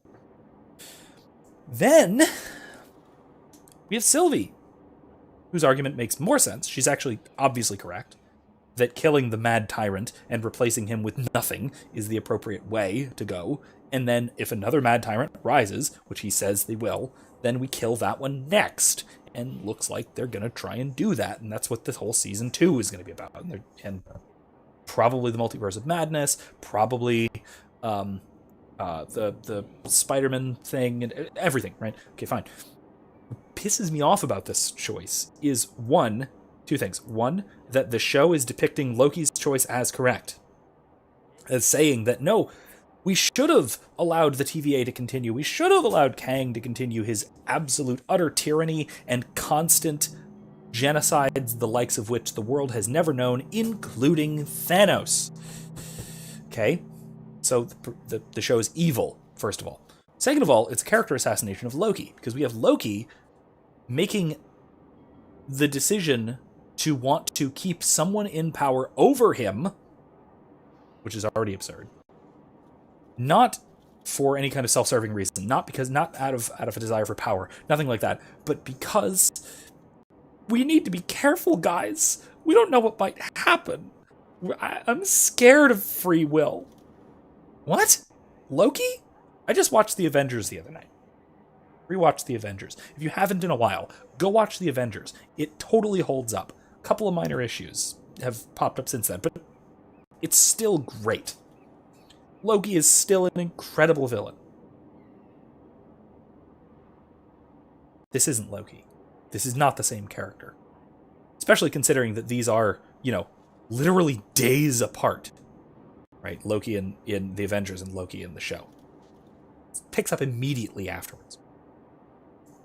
I could see Loki taking up Kang's deal so he could take the power of the TVA for himself, and that would be the throne that he sees himself as destined for throughout the Avengers. Fine. But I can't see him, and the whole people are born to be ruled, humans belong on their knees, that whole shtick that he does throughout the Avengers. That's his whole motivation in the Avengers, right? I could see that. Or I could see him saying, no, let the timelines flourish. Let the whole thing go all free because mischief and chaos and madness. Hooray. Fine, that's very Loki as well. I could see him making either of those decisions. The decision I cannot see him making under any circumstances, even after his long storied character development that actually happened in the real MCU up until Infinity War, the only decision I can't see him making is, nah, Kang is probably in the right here. Okay. It was bad. It was bad. Okay. No more spoilers. No more spoilers. We're done. Like I said, I'll talk more about the actual philosophical issues and metaphysical issues in its own standalone independent video once I have it recorded and then, well, plotted out, graphics and stuff. I'm going to try and do some graphics and stuff best I can. I can't do that very well, but I'll do my best. And then also it's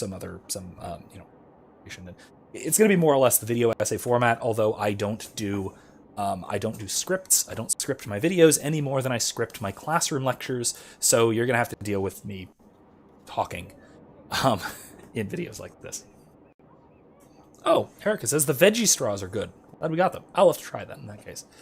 I don't think... Maybe we've tried them. Maybe I didn't... thought I didn't like them when we tried them years ago, but I'll give them a shot. We got veggie straws. Those little, like, crispy air-fried squash and zucchini sticks. They could be good. They look like they could be good. They're ranch, right, I think? Looking forward to tracking them out. Manfred said, why are Carthaginians so forgotten? It's always Rome, Egypt, Greece being talked about. Many of these smaller empires are forgotten. Why? They're forgotten because Rome destroyed them. Rome very, very intentionally destroyed Carthage. And were rather successful, really. So, I mean, that's mostly why. I mean, Carthage was a hell of an empire at its strength, at its peak, but was just flattened by Rome. I think that's mostly why we don't really consider it to nearly the extent, because the takeovers of Greece and of Egypt, and even Asia Minor, I mean, Persia. Persia even is kind of forgotten because of Alexander. But these other empires, the reason they're more well remembered is, one, because of Alexander, and how many Alexandrias there are. But then also they sort of combined themselves with Rome rather than being flattened by Rome. Right? Rome was the powerhouse for a very long time, and they decided what we remember historically. And so we kind of forgot Carthage a little bit, like they wanted. Manfred also continued, it's because they don't have as much influence on the modern world, or is it because successful in military, career, or government? Yeah, like I said, I mean, they don't have influence on the modern world because of how thoroughly they were destroyed by Rome. Again, I think it really comes down to that. It kind of has to. God, this is hilarious. Kevin says he likes veggie straws and eats vegetables. Oh, but only as veggie straws. Okay, understandable. Eric said also, Michael was playing fetch with me. Take a ball, put it in my hands, and I would either throw it, or he would snatch it away from me and throw it himself to chase and bring back. Oh, that's adorable. That's so cute. Michael is our son, to be clear, not our dog. We don't have a dog. But he's super cute. Does everyone know about us? You're not in the circle yet? Then probably not. You stick with us. You'll be safe. For a year, at least. That really sounded like a threat. But I still think we're probably going to go with... We're probably going to go with them. Yeah, let's do it. Let's go mercenary. Let's do it. I'm ready to prove myself. Noble bastard named Friedrich is here in the gallows. Gave us bad info. Almost killed my men. Now he's hiding out here, waiting for a ship. He sees us coming, he'll run for shore. But he doesn't know you. Go kill him and his men. We'll make sure no one asks why. Okay. Well, sketchy, but not as sketchy, I guess. Alright, well, let's go handle this. Wait.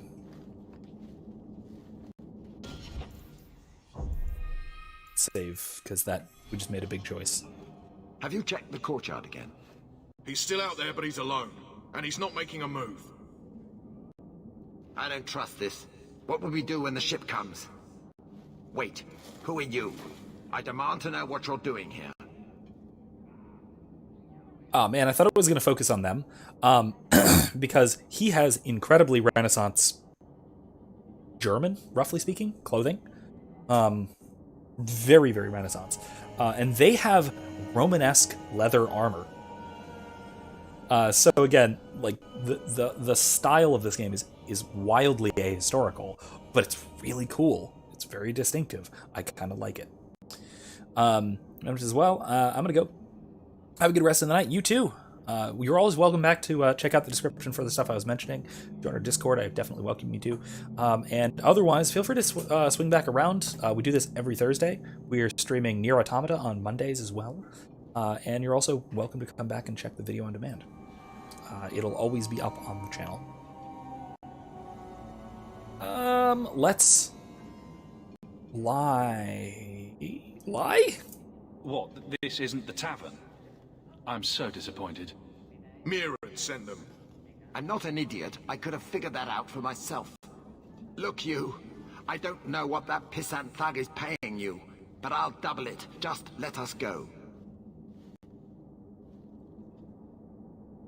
I might change my mind if I knew how you wronged the Red Iron. Ugh, those fools take everything so personally.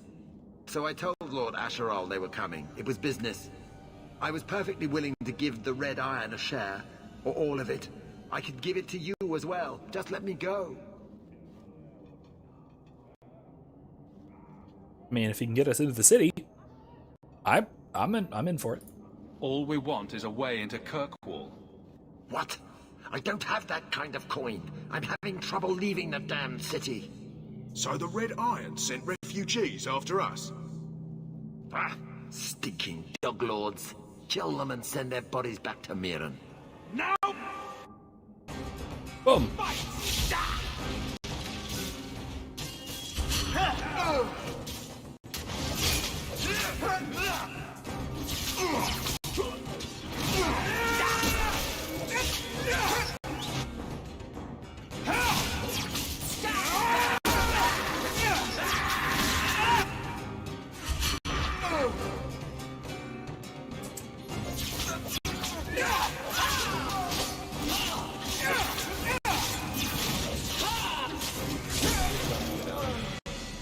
Level. Nice. Got him. Well, we're getting all his money anyway. 5 gold! Man, that's a good payday. Alright. How much money do we have? Oh, we have 5 gold. Oh, jeez. Man, that was rough. Yeah, let's stick with that. Let's level up. Check. Willpower. Those are the only ones that matter. Winter's Grasp.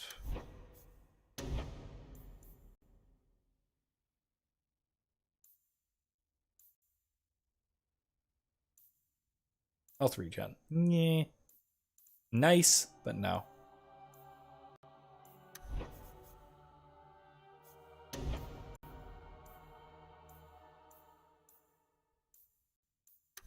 Okay, but no, let's not for now.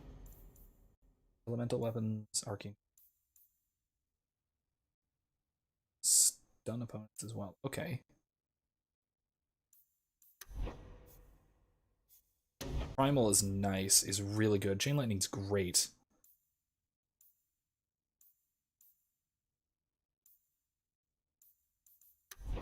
I think I'm going to go with generally destruction, because Cone of Cold is really good.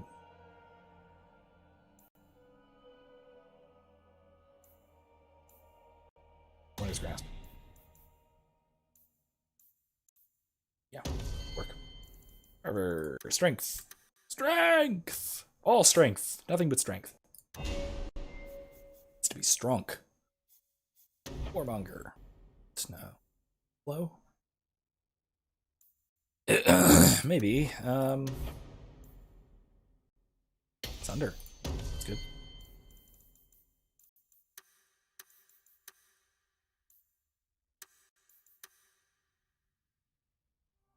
It'll work.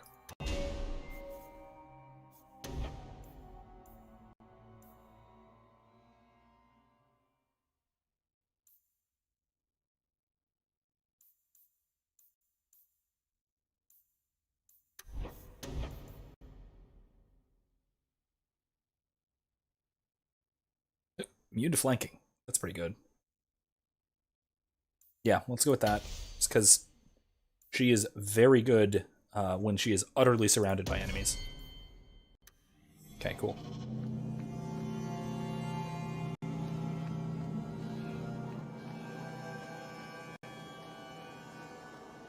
Dead and buried. Well, dead. Yeah. Good. May the bloody vultures feast on his corpse and shit him into the ocean. Ooh, that's a nasty I'm curse. telling you, I love this guy. Welcome to the Red Iron. Tell your uncle I'm making the arrangements now.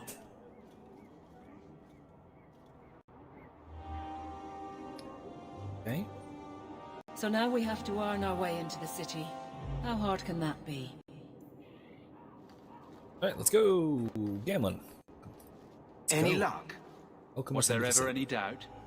I'll speak to Mirren and see when the bribes can be made. Wait here.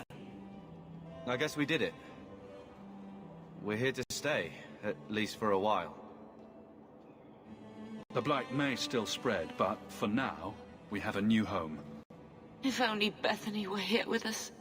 And Wesley. Well, we're off to a fantastic start. Let's see what else this city has in store.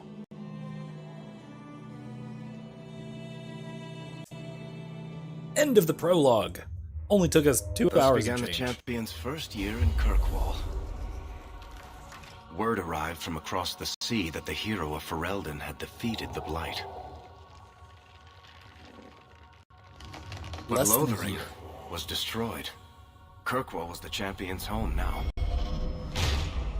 So he made his name, settling his debts with the mercenaries.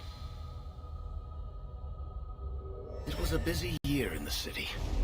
That's when the Kunari landed. A great storm had caught their ship and left hundreds of warriors stranded in the city, waiting to return home. That's also when the trouble began with the mages. The Templars had become very powerful under Knight Commander Meredith. But, most importantly, that's when I first met the champion. The Kunari are looking like they're going to be a major antagonist in Dragon Age 4, or whatever it's called. So, I'm certainly looking forward to learning more about them and confronting them as we go through here. A lot of fun. Kevin loved that particular curse insult. Yeah, that was pretty good. Again, I love the writing in this game. It's very creative. Oh! There's that headpiece again. A version of it. No! Andraste's tits, human. You know how many people want to hire onto this expedition? Look, we know you're going into the deep roads. You'll need to hire the best, and we're... No! You're too late. Already done. Oh, the money Dwarves got from a this ticket. trip could fix everything. It's a little different there. You need us. We fought Darkspawn. Look, Precious. I don't care if you tore the horns off an ogre with your bare hands. You make him understand. We're running from your bloody Templars. My brother has a point. It's on his head, but it's still valid. Oh, thanks for that. What the So hell? what about it, Bertrand? We're just what you need. You're looking for a quick way out of the slums, right? You and every other Ferelden in this dump. Find another meal ticket. Well, back to waiting for someone to turn us in. It'll get harder if we're at each other's throats. I know. It just seems like you either die in this city or you end up like the scum we're bargaining with. We need coin, status, something we can shove in that dwarf's face and keep people off our backs. And all I can think of is Uncle Gamlen.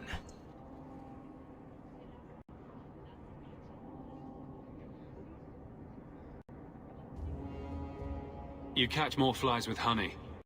But Gamlen's bullshit could work too. Well, he did get us into the city, right? What else can we do? We're losing ground, and I don't fancy waking up in the gallows. I love that.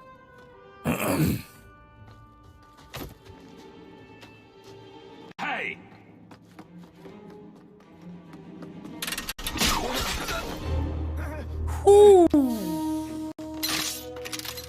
I knew a guy once who could take every coin out of your pockets just by smiling at you. But you don't have the style to work Hightown, let alone the Merchants Guild.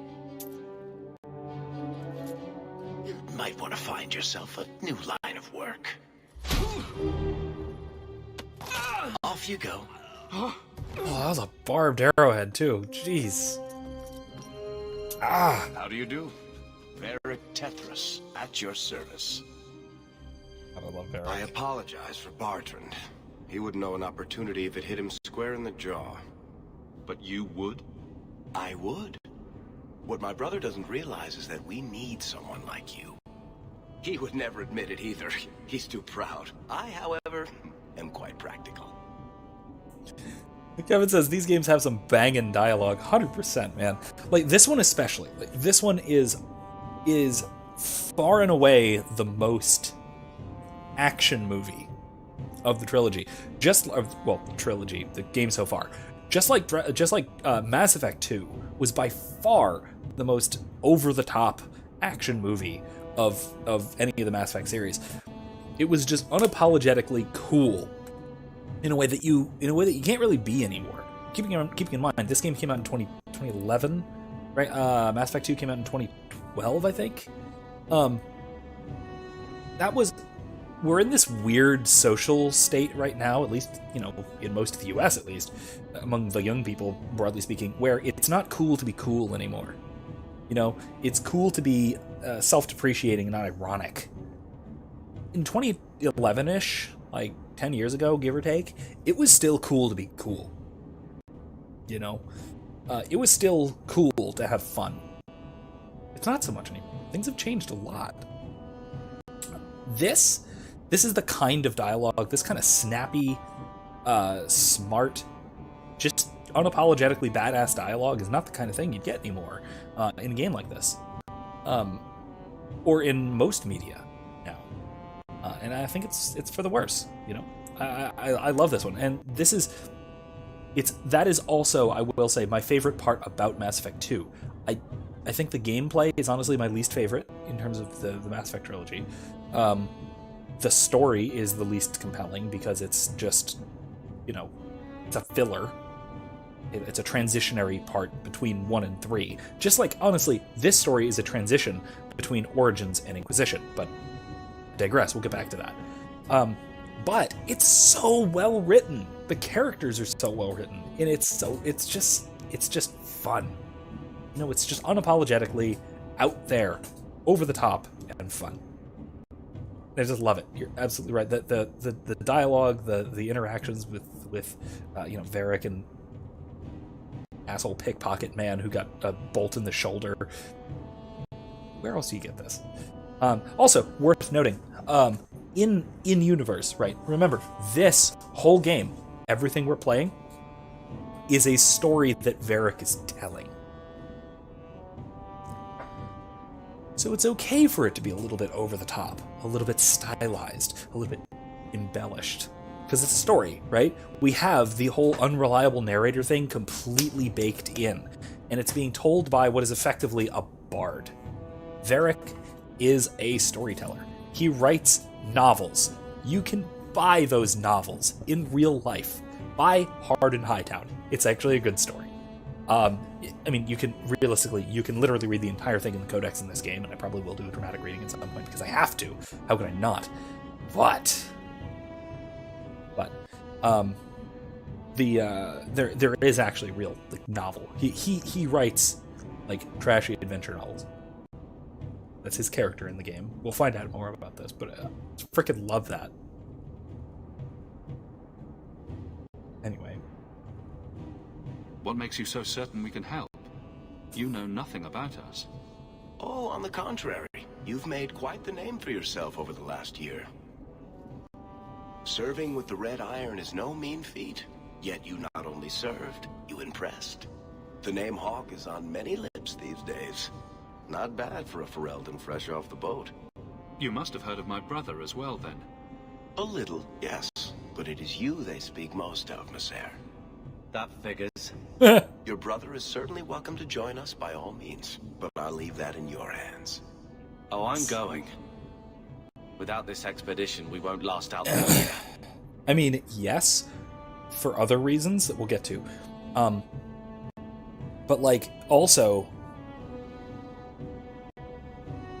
Oh, hey, this is the Orzammar theme in the first game. Cool. Anyway,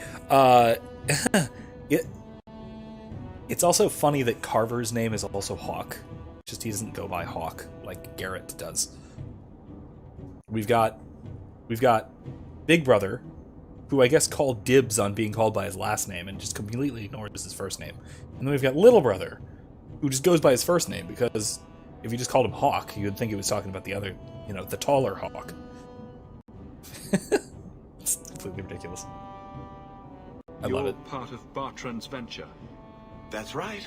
The deep roads wouldn't normally be my thing, but I can't allow the head of our family to go down there alone. So as you might imagine, I have more than a passing interest in this expedition's success. See, that's great. That's good exposition. You now know that Varric is a member of Bartrand's family, a subordinate member. You know all of this from one half of a throwaway line. It's just really well-written, snappy, concise expositionary dialogue. Kevin says, "As Big Brother, this is exactly how the dynamic works. Kevin's little brother." I thought you were going to say Hodge's little brother. I thought I had been calling you Kevin when I should be calling you Hodges this whole time. You're going awfully far out of your way just to hire another guard. We don't need another hireling. We need a partner. The truth is, Bartrand's been tearing his beard out trying to fund this on his own, but he can't do it. Invest in the expedition. 50 sovereigns and he can't refuse. Not with me there to vouch for you. That's an obscene amount of money, first of all. Second of all, I mean, I am an only child, but I'm a parent of siblings. So we'll see.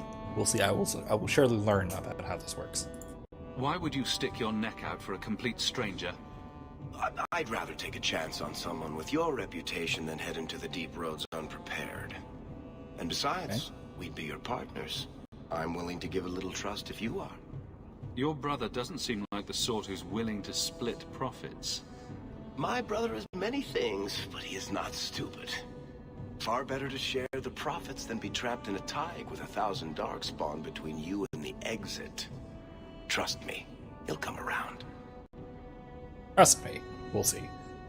It sounds interesting, but if I had any gold, I wouldn't need this job. You need to think big. There's only a brief window after a blight when the deep roads won't be crawling with darkspawn. The treasure you find down there could set you and your family up for life. Come on. The dwarf makes some sense. No offense. Look, you started this, and it's a good idea. Certainly better than ending up in the gallows. We work together, you and I, and before you know it, you'll have all the capital you need. What do you say? What makes you so certain you'll be useful to me? I know everyone in this city worth knowing. I can help you find the jobs you need, and if you don't need me for that, there's always Bianca. You named your crossbow. And why not? She's a beauty. Isn't that right, sweetheart? Oh my god, I love him so much. There might be nothing down there except darkspawn and rubble. How can you be sure we'll make a profit? Well, Bartrand isn't grasping at strings. He's operating on some good information. Some of the deep roads are so old, even the dwarves have forgotten them. We just need to get down there. Then Bartrand will lead the way. You and I will be there to handle problems. Okay. That's interesting to remember. Some of the deep roads are so old that the dwarves have forgotten them. Possibly, they were there before the dwarves. Something to keep in mind. Lore-wise, because that becomes both apparent and very interesting, eventually.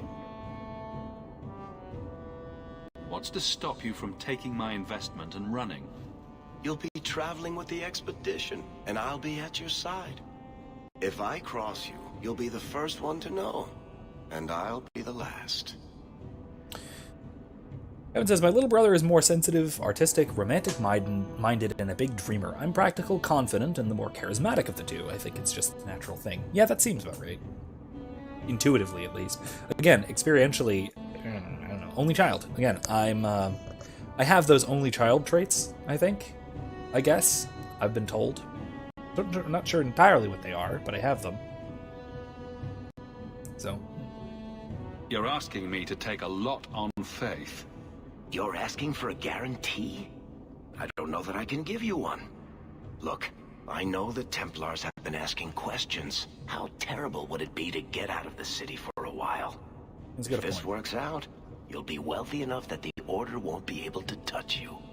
You need the coin, and I need your help. We need each other. I can't make it sound better than that. Right. I'm realizing I've kind of had a frog in my throat for like the last 2 hours. So if my voice is a little weird and shaky. You have a deal. Perfect. Kirkwall's crawling with work. You set aside some coin from every job and you'll have the money in no time. Sure. Easy. But maybe Aveline's got some bounties out. She joined the city guard, right? We should talk privately when you get the chance. In the Hanged Man, maybe. I'll be there when I'm not with you. Now, let's go see what trouble we can stir up. Keep a hand on your coin, Hawke. There are more cut purses in Hightown than in the rest of the city combined. Cool. Alright, let's level them up. Abilities. Alright, so we have Marksman, and we have Scoundrel Sabotage. Because he is a rogue by class.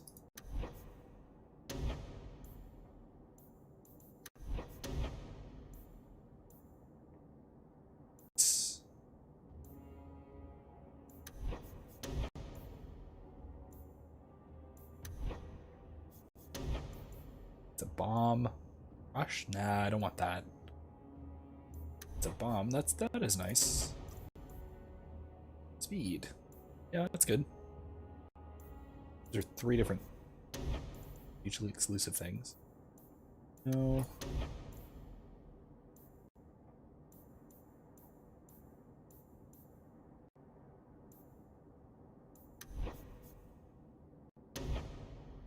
Alright, let's go with bursting arrow. That looks good. Kevin says no eat frogge.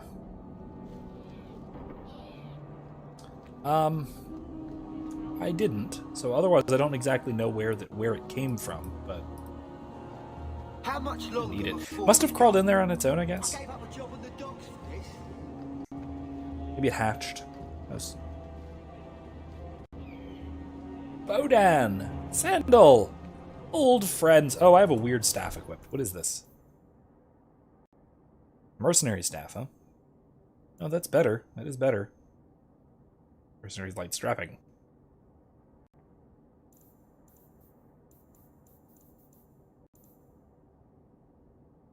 Yeah, what I have is better, so cool. Bodan Feddick, purveyor of goods both common and rare, at your service. Love this guy. And this is my son Sandal, Sandal, who is as brilliant an enchanter as you'll ever find. Say hello to the nice human, Sandal. Hello. We shall be accompanying your expedition and providing the needed supplies. It's all quite exciting, isn't it?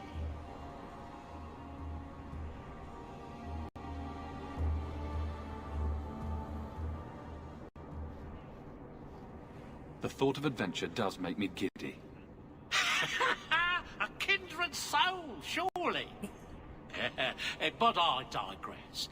Do you wish to peruse my wares, or perhaps make use of Sandal's unique talents? Enchantment? Just so. Probably gonna buy stuff. Don't have anything to enchant right now, but I still I want some lore drops, so let's do it. You two don't seem the sort to hire onto this expedition. My son and I have never played it safe. Never kept to the tried and true roads. In fact, we have just returned from adventures while accompanying the hero of Ferelden, legendary Grey Warden and vanquisher of the Blight.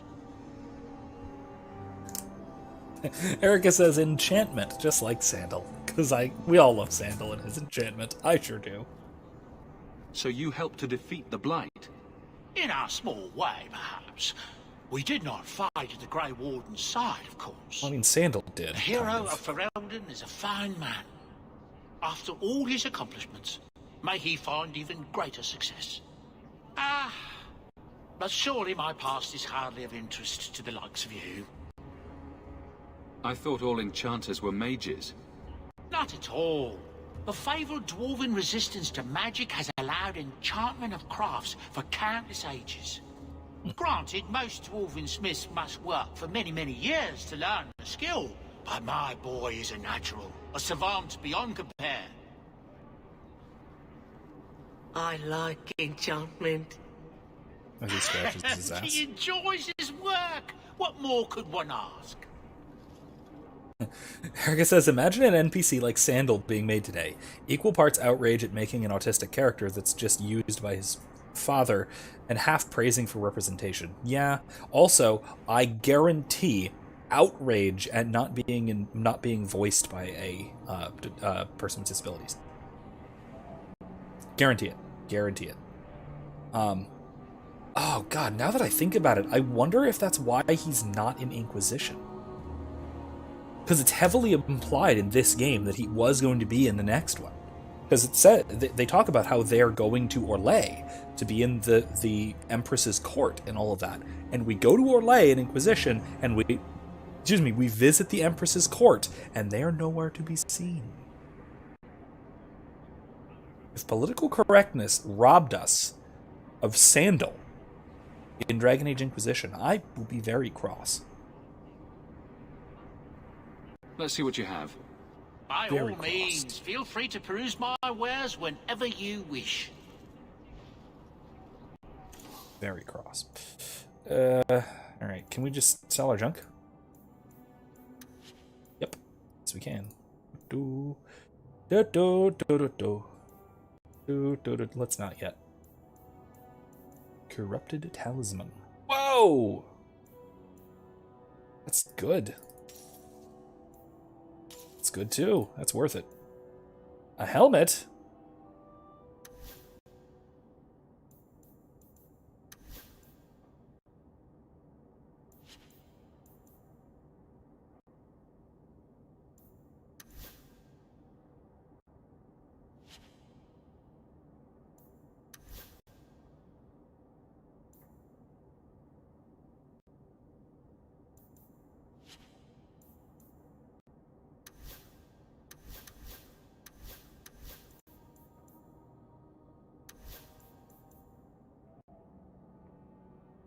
Only Hawke can wear it.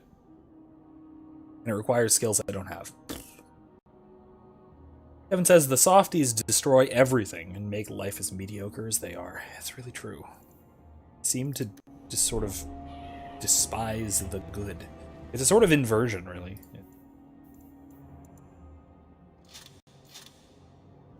It's really an inversion. It's a kind of almost satanic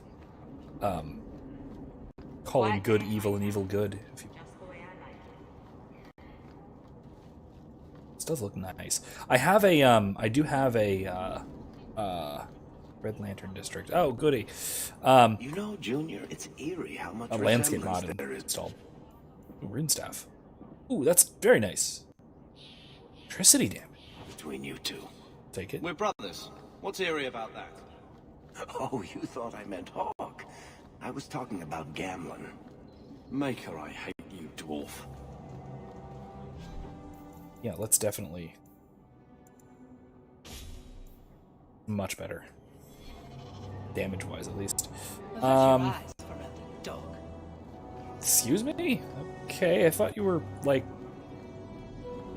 for sale, as it were. Anyway. Hightown. There is the, there's where we're going to meet with Aveline. Let's explore a bit more, though. Sorry. Let's probably not go immediately to the whorehouse, though. Which is where we just left. Yeah, Kevin says it's absolutely satanic. Yeah, couldn't agree more. Really, really. Good day to you. Sebastian! Sebastian! Stop this madness. The Chantry cannot condone revenge, Sebastian. It is my right, my duty, to show these assassins there is nowhere in the Free Marches to hide. This is murder. No. What happened to my family was murder. Love his accent.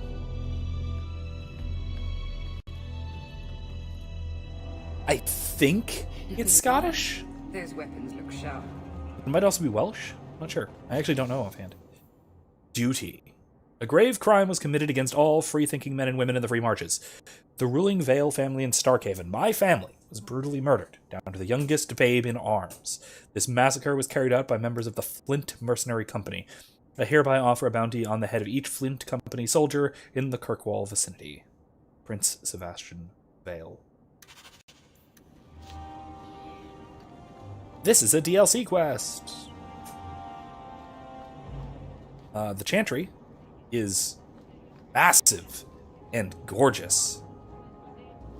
Like, God. Say what you will about the design elements in this game. Midware. Okay. Say what you will about the design elements in this game. It is... A lot of it's really, really beautiful. Now, like I said... hide helmet slot, good. Like I said, some of that is mods. A lot of the environmental textures are modded, like the details of the plants and the details of the trees and some of the like wall textures and things. I do have a mod for some of that, so that does make a difference. But honestly, the design Walking and the in layout Hightown of is a lot like of shopping this with empty pockets. is just so nice. Was there? No, I thought that was a little sign for lore. Not. I hope it doesn't rain. I hope so too. Oh, what's this? There's an X here. X marking. Whatever this little gate is. Is that purely decorative? Strange.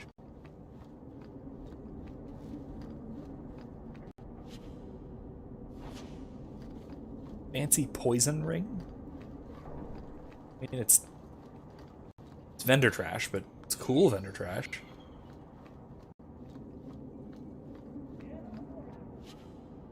Another one. I love the flavor they give to vendor trash. Like, I'm glad it's not just like the same generic loot everywhere. I mean, I didn't need to yell. Hawke, you don't need to yell.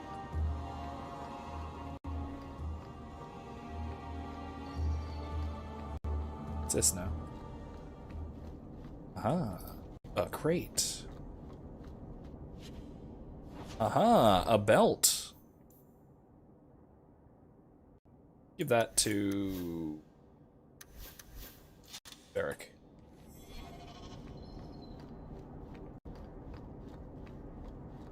It's a neat little secret area. Alright, onward we go.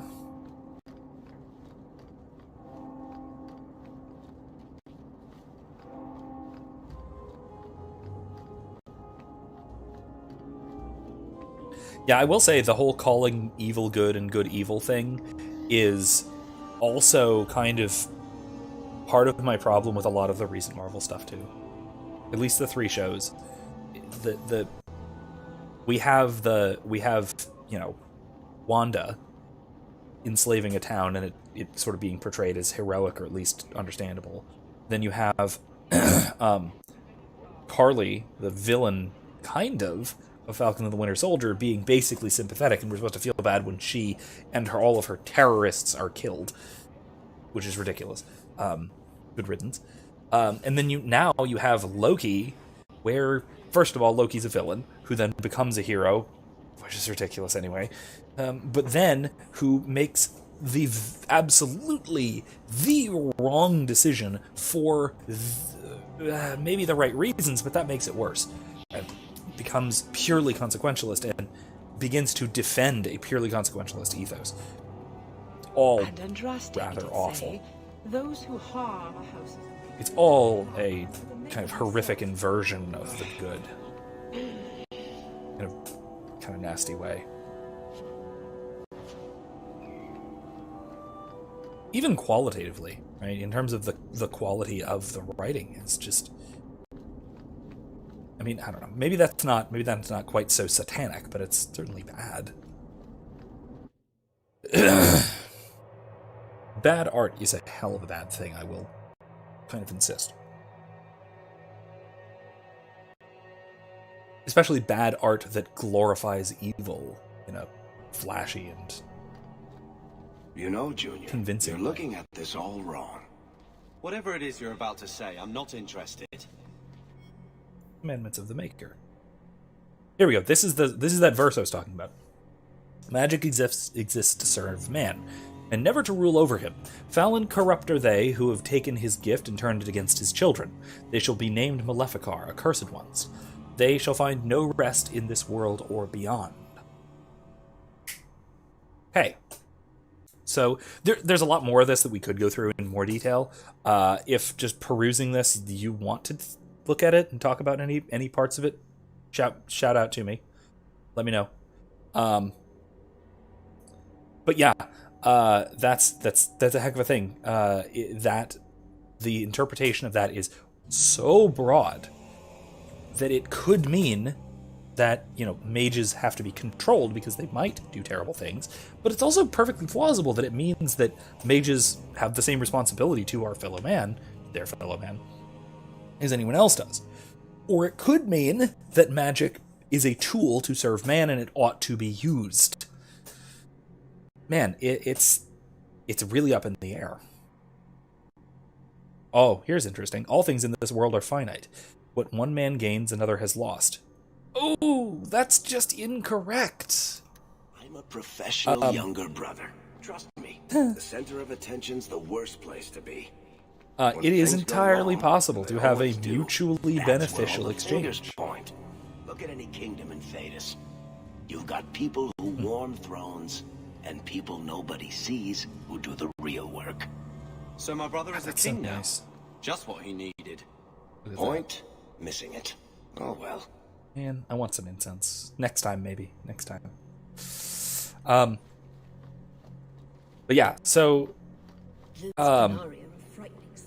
in a mutually beneficial exchange, people can gain and create new things. If someone creates something new, or if people exchange voluntarily, new goods are in fact created. It's not like, somebody has to lose in every exchange. This is, again, all actually fairly decent theology of the Maker as that than which nothing greater can be thought, as God. Weakness of mortal will is the great failing of all the Maker's children. We trade our honor as if it were the cheapest of currency. We do not understand what integrity is or what it's really worth. From this ignorance, original sin was born. The original sin here is referring specifically to the hubris of the Tevinter Magisters who broke into the Golden City, assaulting the throne of God, literally. So very Tower of Babel-esque. At some time, each of us has thought, what does it matter if I keep hold of my integrity? I am but one mortal, I am powerless. How blind we all are. The virtue of a single slave destroyed the Tevinter Imperium, that being Andraste. The dishonor of one man drove the Maker from our sight, that being Corvius, who we'll meet. I tell you truly, nothing but the integrity of our hearts will win the love of the Maker back to us. It is all the power we shall ever possess to change this world for good or for ill. From a sermon on integrity. I like it. I really like it. It's great. I don't have too much more to add other than textual. I'm sorry you had to witness that disgraceful scene by the Chanter's Board. I am Elthina, Grand Cleric of Kirkwall. Sebastian's normally a good lad, but he's had a terrible shock. He said someone murdered his family. Sebastian is the youngest son of the ruling family of Starkhaven. They were overthrown recently, violently. Sebastian is the only surviving member. He's royalty? Prince Sebastian Vale, if he succeeds in his pledge to take back his lands. He made a vow to the Maker to put worldly concerns behind him. It is a sin to forswear himself for a mere title. So he's a monk, he's a religious brother. But he's also the sole ruling heir of a free city, and effectively a city-state, that is Starkhaven. Interesting conflict of obligations, because it is a conflict of obligations. He has an innate obligation to rule his family's lands, but then also a sworn obligation to forsake worldly titles. This, I mean, I can think of a solution. Would basically be that he does take over, but then Starkhaven basically becomes, at least temporarily, maybe not permanently, but maybe a theocracy.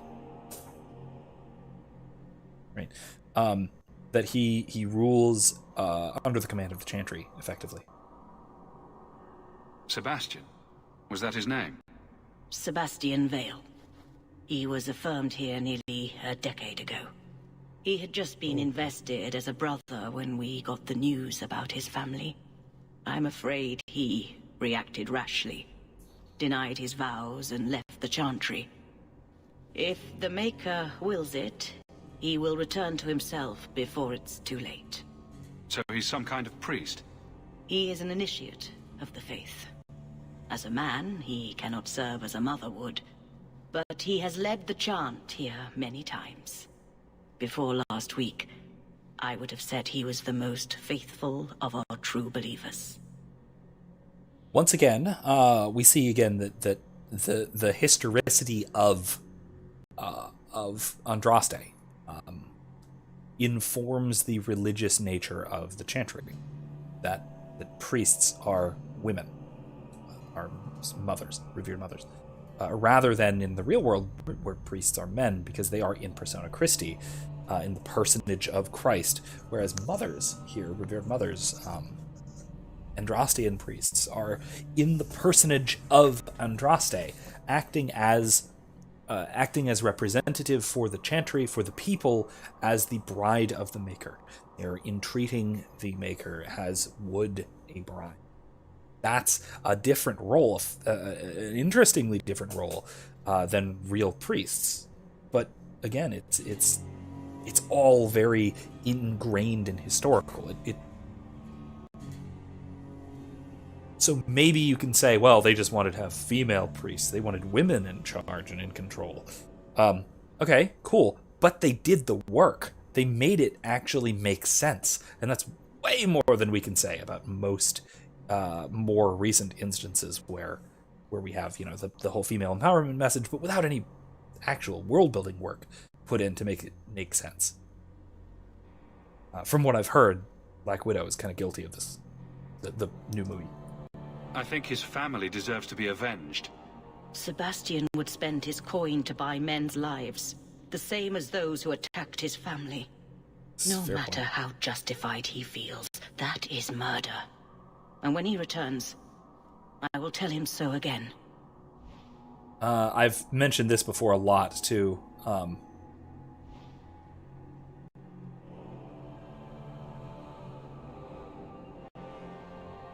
That, strictly speaking, and Plato argues for this very, very well.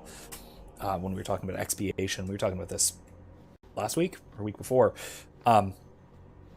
that revenge, fundamentally speaking, cannot be justice, because it is, again, fundamentally harming someone, which is a damage to their virtue rather than making something good.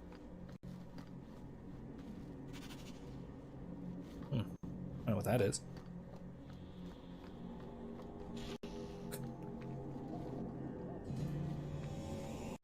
The chantry. All right, we can get back to that eventually. It's less interesting, but again, it's relevant to. It's kind of relevant to what I was just saying, though, too. All of this history is, by the way, available. You can find this on the wiki and stuff if you're really interested in sort of some of the history of Thedas. It's fascinating. It's really fascinating. I'll also recommend a YouTube channel called Gilderthalen. I'll put a link as well.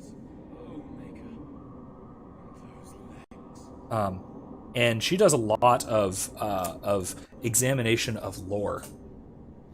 Erica says, "How's it midnight already?" Yeah, I know. It's because I talked a lot, but also there's a ton of there's actually a ton going on in this game, to the point where progress is sort of slow. There's a lot to do, especially now. For the last 5 minutes or so, Parvalan is the area occupied by the Qunari. We're the sort of, I'll just say, Muslim stand-in foreign invaders. But yeah, I will say it's midnight because, like I said, despite the really troubled development cycle, like I said, this game was produced in under a year from beginning to end, which is amazing when you really think about it. Let's go to Hightown. Back to Hightown. That's incredible, really. Now, worth noting, basically everything takes place in the city of Kirkwall and the very close surrounding area. So there's that. That's a fair point. It's fairly restricted in its sort of scope, especially compared to traipsing around all of Ferelden in the previous game. However, it's still really impressive how much stuff there is to do. Like the city is pretty alive. Feels pretty alive. Let me check the map. Where have I not been? Worthy. Oh, there's Sebastian. Go find Sebastian over there. Orval's Blades. Robes by Jean-Luc. Yeah, we can go there. We can finish up doing that. Down. Okay. Before we go to the Viscount, we'll start with that next time. We'll go over and check out Sebastian, see what he's up to, help him out. But yeah, I do think that, like I said, it's I spend way too much time here. It's impressive how well they. Oh no, this isn't Sebastian. Let's do this anyway. It's really impressive how much content they managed to shove in here, given the incredibly short development cycle and the sort of concise little area that it takes place in. Kevin, you're still awake! Hawke, long time no see. Well, there's still 5 minutes to fall asleep. What if it isn't Worthy, the dwarf with the incredibly ironic name? I only advertise the truth. You still with the Red Iron? It was just a year you were with them, right? I'm looking to become an explorer, of a sort. I heard. Bartrand's hard to take, but his information is usually good. Hard to take? That's putting it mildly. I'll tell you what. I still have my old contacts. You need some rune crafting done, I can arrange it for you. Take care, Hawke. Don't get dead. Nice. What is that? That looks very much like red lyrium.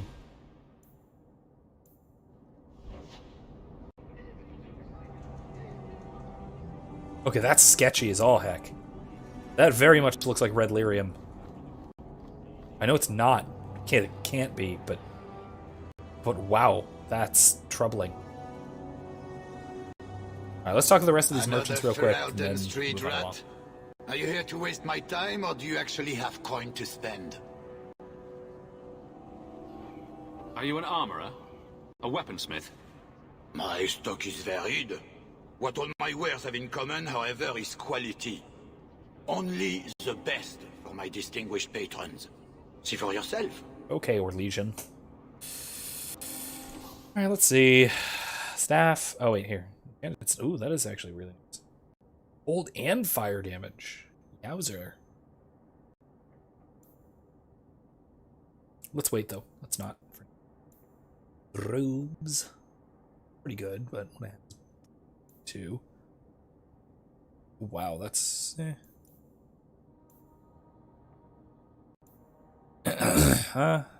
Puzzle ring. Could use that, but 67 gold. Worth it. Oh, that's gonna be worth it at some point. Get a new extra spell. Rune. Junk.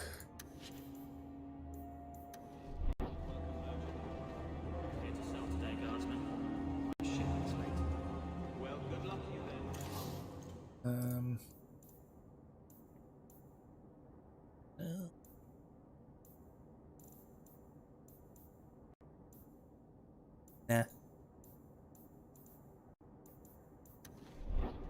Alright, anything else? Last little step. Let's check here. Blades. Blades and bows.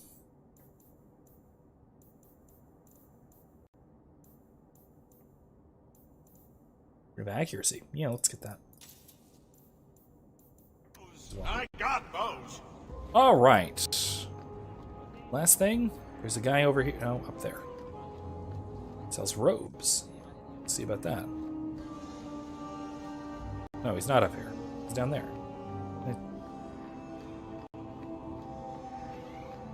Oh, here we go.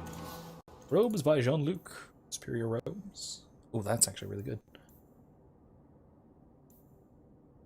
Really expensive. That's got a rune slot. Very nice. Stamina. That might be good. Good. I'm gonna wait a bit to buy anything until I have a little more money. Increase inventory size. Obviously. Alright, cool. So, Kevin, if you still remained awake, let's save real quick. It has already been a year and change in game, and it has taken us 3 hours. So, that's all we have for tonight. We are going to pick up right here where we left off, where we're leaving off next week, next Thursday. We're going to be jumping in and going to visit Aveline. We're going to be at the Viscount's place. We're going to be going to visit Gamlin to probably throw rotten fruit at him because he's a deadbeat or something. And then just sort of explore more of the city and see what there is to do. There's a good deal here already in just Act 1 of this game before the expedition that we keep talking about that we're gradually preparing for. So there's a lot to do. We're going to be working on doing it. This is, I'll say, honestly, probably the least philosophically interesting part of the game, and we've already had tons of really interesting conversations. So I'm very glad to see how this is going, and I look forward to seeing how it continues. So hopefully you'll join me again Monday as we continue through Nier Automata. We still have a major new part of the game to experience with 2A. And then we'll be right back here on Thursday to continue through Hawke's story of becoming the Champion of Kirkwall. So, thank you all so much for joining me, and I hope you have a great night. See you next time.